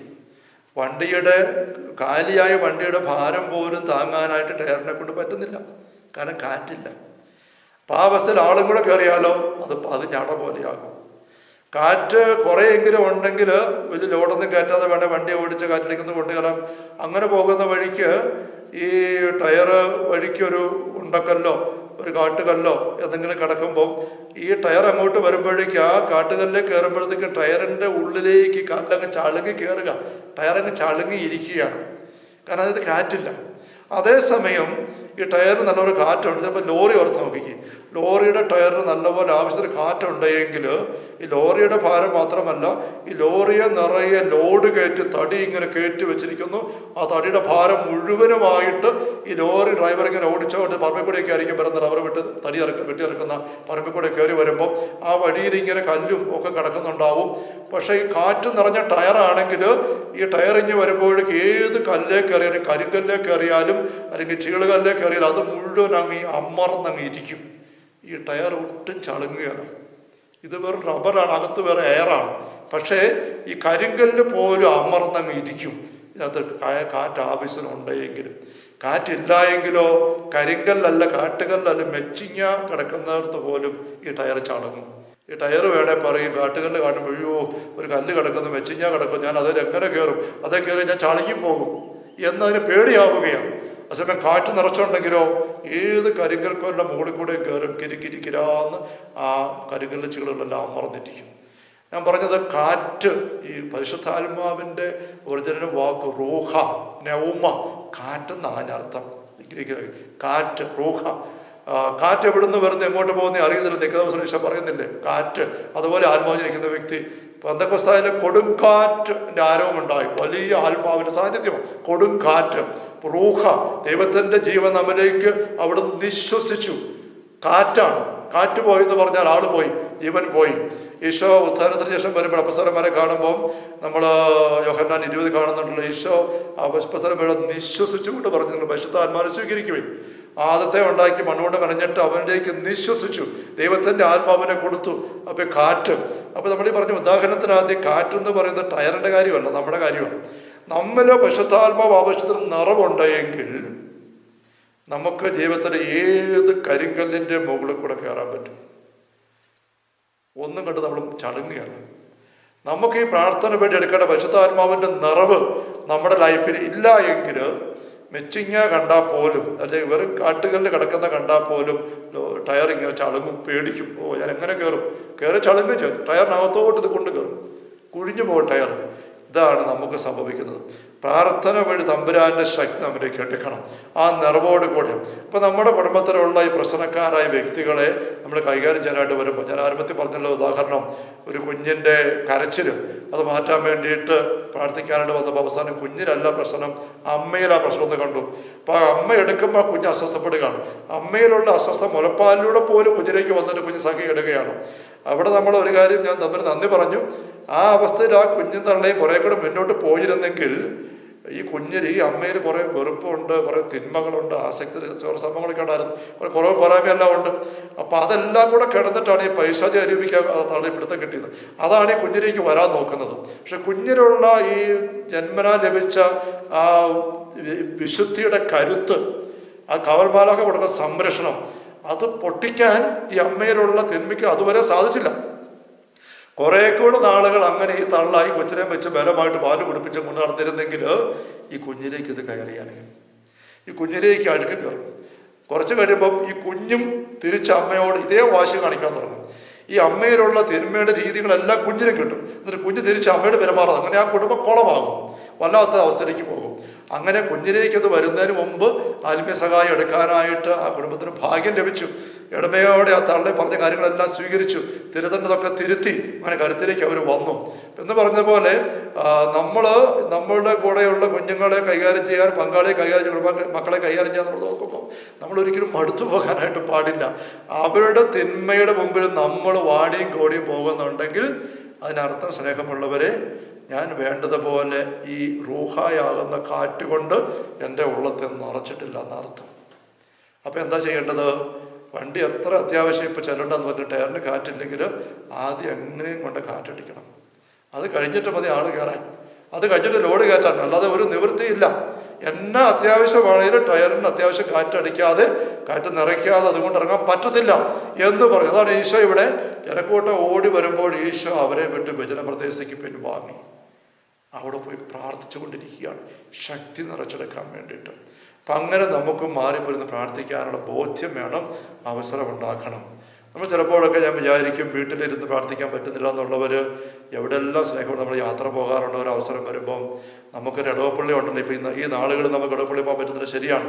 എങ്കിൽ പോലും നമ്മൾ മിക്കവാറും നമ്മുടെ ഇടവപ്പള്ളികൾ നമ്മൾ യാത്ര പോകുമ്പോൾ കടന്നു പോകുന്ന സിറ്റിയുടെ ജംഗ്ഷൻ്റെ ആ ഭാഗത്തൊക്കെ ആയിരിക്കും. നമ്മൾ വീട്ടിൽ നിന്ന് ഇറങ്ങി പള്ളി ഭാഗത്തോടെ വന്ന് അങ്ങോട്ടും ഇങ്ങോട്ടൊക്കെ നമ്മൾ സ്വന്തം വണ്ടിയാണെങ്കിലും ബസ്സിലാണെങ്കിലൊക്കെ പോകുന്നത്. അങ്ങനെ പോകുമ്പോൾ നമ്മൾ ആ ഒരു ഞെരുക്കമുള്ള അവസരം കാറ്റില്ല, പങ്കാളിയുടെ തിന്മയ്ക്ക് നമ്മൾ തകർന്നു പോകുന്നു, മക്കളുടെ ഈ വൃത്തികേടിന് മുമ്പ് നമ്മൾ മടുത്തു പോകുന്നു, വിഷമിച്ചു പോകുന്നു. അങ്ങനെ അനുഭവപ്പെടുമ്പോൾ ആ ദിവസങ്ങൾ എങ്ങനെ സമയം ഉണ്ടാക്കില്ല, എവിടെയെങ്കിലും പോകേണ്ട ആവശ്യം വന്ന് പോകുന്ന വഴിക്ക് ഒരു 2 മണിക്കൂറോ ഒരു 1.5 മണിക്കൂറോ എങ്കിലും എക്സ്ട്രാ സമയം കണ്ടിട്ട് നേരത്തെ ഇറങ്ങുക. അല്ല, തിരിച്ചു വരുമ്പം സമയം കണ്ടെത്തിയിട്ട് എന്തിനാ ഈ പള്ളിയിൽ പോയി കയറിക്കുകയും നമ്മുടെ ഇടവപ്പള്ളിയിൽ പോയി കയറിക്കുകയും നമ്മുടെ നാട്ടിൽ എന്തിനാ അങ്ങനത്തെ ഒരു സൗധം, ഒരു ദേവാലയം, അവിടെ എന്തിനാ ഈശോ വന്ന് കാത്തിരിക്കുന്ന ദീപികാരൻ്റെ രൂപനായി? നമുക്ക് ഈശ്വരത്തെ എല്ലാം വേണ്ടിയിട്ടല്ലേ? വീട്ടിൽ നിന്ന് പ്രാർത്ഥിക്കാൻ പറ്റുന്നുണ്ട്, അങ്ങനെ ചെയ്യണം.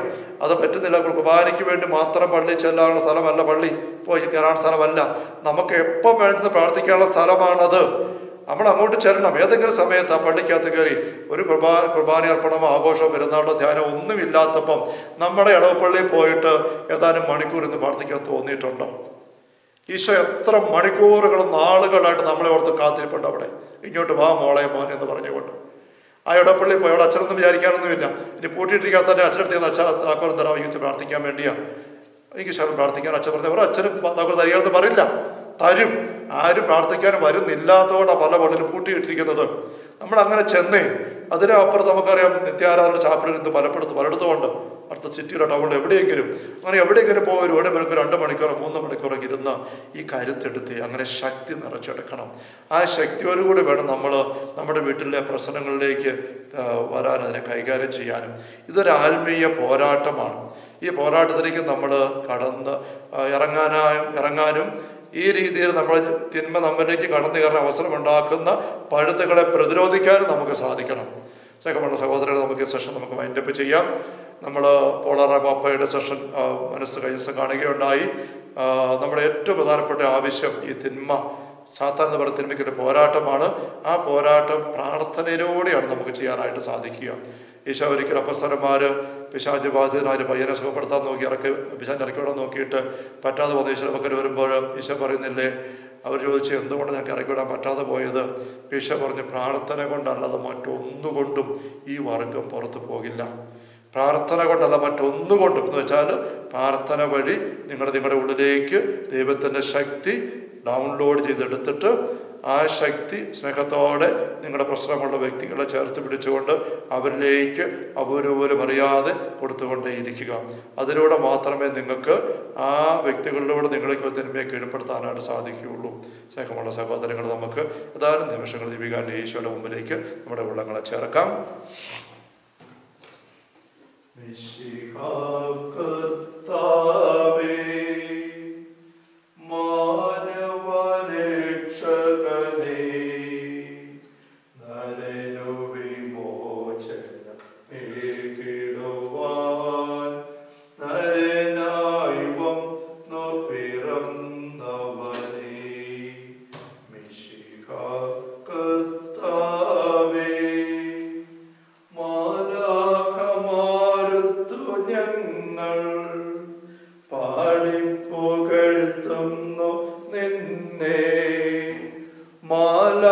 മാലാഖമാരുത്തു ഞങ്ങൾ പാടിപ്പുകഴ്ത്തുന്നു നിന്നെ.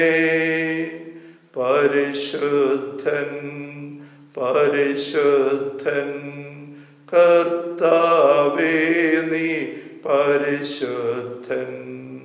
പരിശുദ്ധൻ പരിശുദ്ധൻ കർത്താവേ നീ പരിശുദ്ധൻ. മിശിഹ കർത്താവേ.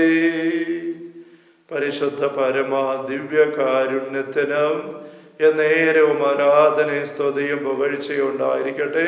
പരിശുദ്ധ പരമാ ദിവ്യകാരുണ്യത്തിന് എന്നേരവും ആരാധനയും സ്തുതിയും പുകഴ്ചയും ഉണ്ടായിരിക്കട്ടെ. പരിശുദ്ധ പരമാ ദിവ്യകാരുണ്യ ഈശോയ്ക്ക് എന്നേരവും ആരാധനയും സ്തുതിയും പുകഴ്ചയും ഉണ്ടായിരിക്കട്ടെ.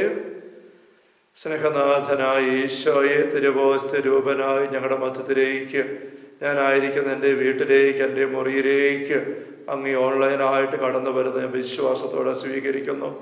അങ്ങയുടെ സജീവമായ സാന്നിധ്യം എൻ്റെ കുടുംബത്തിലേക്ക്, ജീവിതത്തിലേക്ക് ഈശോയെ തരുന്നതിനോട് ഞാൻ അങ്ങേക്ക് നന്ദി പറയുന്നു. ഈ കഴിഞ്ഞ പോയ നിമിഷങ്ങൾ എന്നെ പഠിപ്പിച്ചതിനെ ഓർത്ത് ഈശോ ഞാൻ അങ്ങ് നന്ദി പറയുന്നു. ദൈവത്തിൻ്റെ രഹസ്യങ്ങൾ അങ്ങനെക്ക് വെളിപ്പെടുത്തി തരികയായിരുന്നല്ലോ. ഈശോയെ അങ്ങേ അന്വേഷിച്ചുകൊണ്ട് വളരെയധികം ആൾക്കാർ വന്നുകൂടിയ ഒരു അവസരത്തിൽ ലൂക്കാഞ്ചി ഞങ്ങൾ ശ്രദ്ധിച്ചു. അങ്ങാകട്ടെ അവരെ എല്ലാം വിട്ടിട്ട് വിജന പ്രദേശത്ത് പോയി പ്രാർത്ഥിച്ചു കൊണ്ടിരുന്നു. അതുവഴി വലിയൊരു ആത്മീയ പാഠം അങ്ങേ നോക്കി പഠിക്കുവാനായിട്ട് അങ്ങ് ഞങ്ങൾക്ക് തരികയായിരുന്നല്ലോ. അതിരാവിലെ എണീറ്റ് വിജനപ്രദേശത്ത് ഇരുന്നുകൊണ്ട് പ്രാർത്ഥന വഴി സ്വർഗത്തിൻ്റെ ശക്തി, പരിശുദ്ധാത്മ സാന്നിധ്യം ഡൗൺലോഡ് ചെയ്തെടുത്ത് അങ്ങ് ഉള്ളിൽ നിറച്ചുകൊണ്ടാണ് ദിവസം ആരംഭിച്ചത്. എന്നിട്ട് പോലും അന്ന് ആ ദിവസമായിട്ട് സമയമായപ്പോഴേക്കും ആ ശക്തിയെല്ലാം തീർന്നതായിട്ട് അങ്ങ് അനുഭവിച്ചത് കൊണ്ടല്ലേ അങ്ങ് വീണ്ടും വിജനസ്ഥലത്തേക്ക് പ്രാർത്ഥിക്കാനായിട്ട് പോയത്. അല്ലാതെ ആൾക്കാരുടെ അങ്ങേക്ക് ഇഷ്ടമില്ലാഞ്ഞിട്ടോ അവരെ സഹായിക്കാൻ മനസ്സില്ലാഞ്ഞിട്ടോ വേറെ എന്തെങ്കിലും ക്ഷീണോ ആവശ്യത ഉണ്ടായിട്ടോ ഒന്നും അല്ലല്ലോ പ്രാർത്ഥിക്കാൻ വേണ്ടി പോയി. ഈശോയെ, ദൈവത്തിനായിരുന്ന അങ്ങേക്ക് പോലും ഇതുപോലെ സമയമെടുത്ത് പ്രാർത്ഥിക്കുക ആവശ്യമായിരുന്നുവെങ്കിൽ ഞങ്ങൾ ഓരോരുത്തരും ഞങ്ങളുടെ ജീവിതത്തിൽ പ്രാർത്ഥന വഴി ശക്തി എടുത്തുകൊണ്ട് തിന്മയെ പ്രതിരോധിക്കാൻ എന്തുമാത്രം തൽപരരായിരിക്കേണ്ടതാണ്, അവസരം കണ്ടെത്തേണ്ടത് ഞങ്ങൾ തിരിച്ചറിയുന്നു. കർത്താവായ ഈശോയെ, വിശുദ്ധ വളരാൻ പാപ്പ ഞങ്ങൾക്ക് വ്യക്തമായിട്ട് പറഞ്ഞ് പഠിപ്പിച്ചു. സഭയുടെ ഒന്നാമത്തെ ആവശ്യം, ദൈവമക്കളുടെ ഒന്നാമത്തെ ആവശ്യം സാത്താൻ്റെ തിന്മയ്ക്കെതിരെയുള്ള പോരാട്ടമാണ്. ആ പോരാട്ടം പ്രാർത്ഥന വഴിയായിട്ടാണ് ഞങ്ങൾ നടത്തേണ്ടത് ഞങ്ങൾ തിരിച്ചറിയുന്നു. കർത്താവ്, ഞങ്ങൾ ശ്രദ്ധിച്ചതായ യുവതിയായ അമ്മ അവിടെ മുലപ്പാനിലൂടെ പോലും സ്പർശനത്തിലൂടെ കടന്നു വരുന്ന പൈശാചിക സ്വാധീനത്തെ ചെറുത്തുകൊണ്ട് കരഞ്ഞ് വല്ലാണ്ടായ കുഞ്ഞ് അവസാനം അമ്മ തമ്പുരാന്റെ പക്കലേക്ക് സഹായം തേടി വന്നു. വചന വെളിച്ചം കിട്ടി, അവളുടെ തിന്മയ്ക്ക് അവസരം കിട്ടിയ, അവകാശം കിട്ടിയ ആ പാപങ്ങളെല്ലാം ഏറ്റുപറഞ്ഞ് ക്ഷമിച്ച് ഒഴിവാക്കിയപ്പോൾ ആ കുഞ്ഞിനെ എന്നിലേക്ക് അവളിലൂടെ മുലപ്പാലിലൂടെ സാന്നിധ്യ സ്പർശനം വഴിയായിട്ടും മാതൃവാത്സല്യം വഴിയായിട്ടും നന്മ ഒഴുകാൻ തുടങ്ങി. ഒരു സമാധാനത്തേക്ക് കുടുംബം ഞങ്ങൾ കാണുകയായിരുന്നു. കർത്താവായ ഈശോയെ, ഞങ്ങൾ ബന്ധപ്പെട്ട എല്ലാ വ്യക്തികളിലേക്കും ഞങ്ങളുടെ നന്മ ഒഴുക്കിയെടുക്കാനുള്ള കൃപ ഞങ്ങൾക്ക് തരണമേ. ഞങ്ങൾ തിരിച്ചറിയുന്നു, അതിയാനോ എന്ന് ചോദിച്ച അമ്മയെ പോലെ കുടുംബിനിയെ പോലെ ഞങ്ങളും ഞങ്ങളെ ഭാരപ്പെടുന്നില്ല. ഞങ്ങളിലേക്ക് തിന്മ കടന്നു വരാൻ സാത്താൻ ഉപയോഗിക്കുന്ന വ്യക്തികളെ നോക്കി ഞങ്ങളും ഇതുപോലെ വെറുപ്പ് കൊണ്ട് നിറയുന്നുണ്ട്, മടുപ്പ് കൊണ്ട് നിറയുന്നുണ്ട്. ഈശോയെ, ഞങ്ങൾ ഒത്തിരി പ്രാർത്ഥിക്കുന്നവരൊക്കെയാണ് ചിന്തിക്കുന്നുണ്ടെങ്കിൽ പോലും ഞങ്ങളുടെ പ്രാർത്ഥന നിരാശയുടെ അട്ടഹാസവും ആക്രോശിക്കലും മാത്രമായി പോകുന്നുണ്ട്. ഞങ്ങൾ ഏറ്റു പറയുന്നു. വള്ളത്തിലേക്ക് വെള്ളം അടിച്ച് കയറിയപ്പോൾ അപ്പസ്വരന്മാർ നിരാശപ്പെട്ട് കരഞ്ഞ് ഭയന്ന് ഞങ്ങൾ നശിക്കാൻ പോകുന്നു, ഗൗനിക്കുന്നില്ലേ എന്ന് ഈശ്വരപക്കം നിലവിളിച്ചതുപോലെ, അല്ലെങ്കിൽ ഇസ്രായേൽക്കാര് ഫറവോയുടെ സൈന്യം വരുന്നത് കണ്ടപ്പോൾ ദൈവത്തെ വിളിച്ച് ഭയന്ന് നിലവിളിച്ച് പ്രാർത്ഥിച്ചതുപോലെ ഒരു വിശ്വാസം ഇല്ലാത്ത, ചേർച്ച ഇല്ലാത്ത ഭയത്തിൻ്റെ ഒരു പ്രകടിപ്പിക്കൽ മാത്രമായി പോകുന്നുണ്ട് ഞങ്ങളുടെ പ്രാർത്ഥനയുടെ പല അവസരങ്ങളും എന്ന് ഞങ്ങൾ തിരിച്ചറിയുന്നു. ഈശോയെ, അങ്ങനത്തെ അവസരത്തിൽ അങ്ങനെയൊക്കെ മാതൃക തരുന്നുണ്ടോ?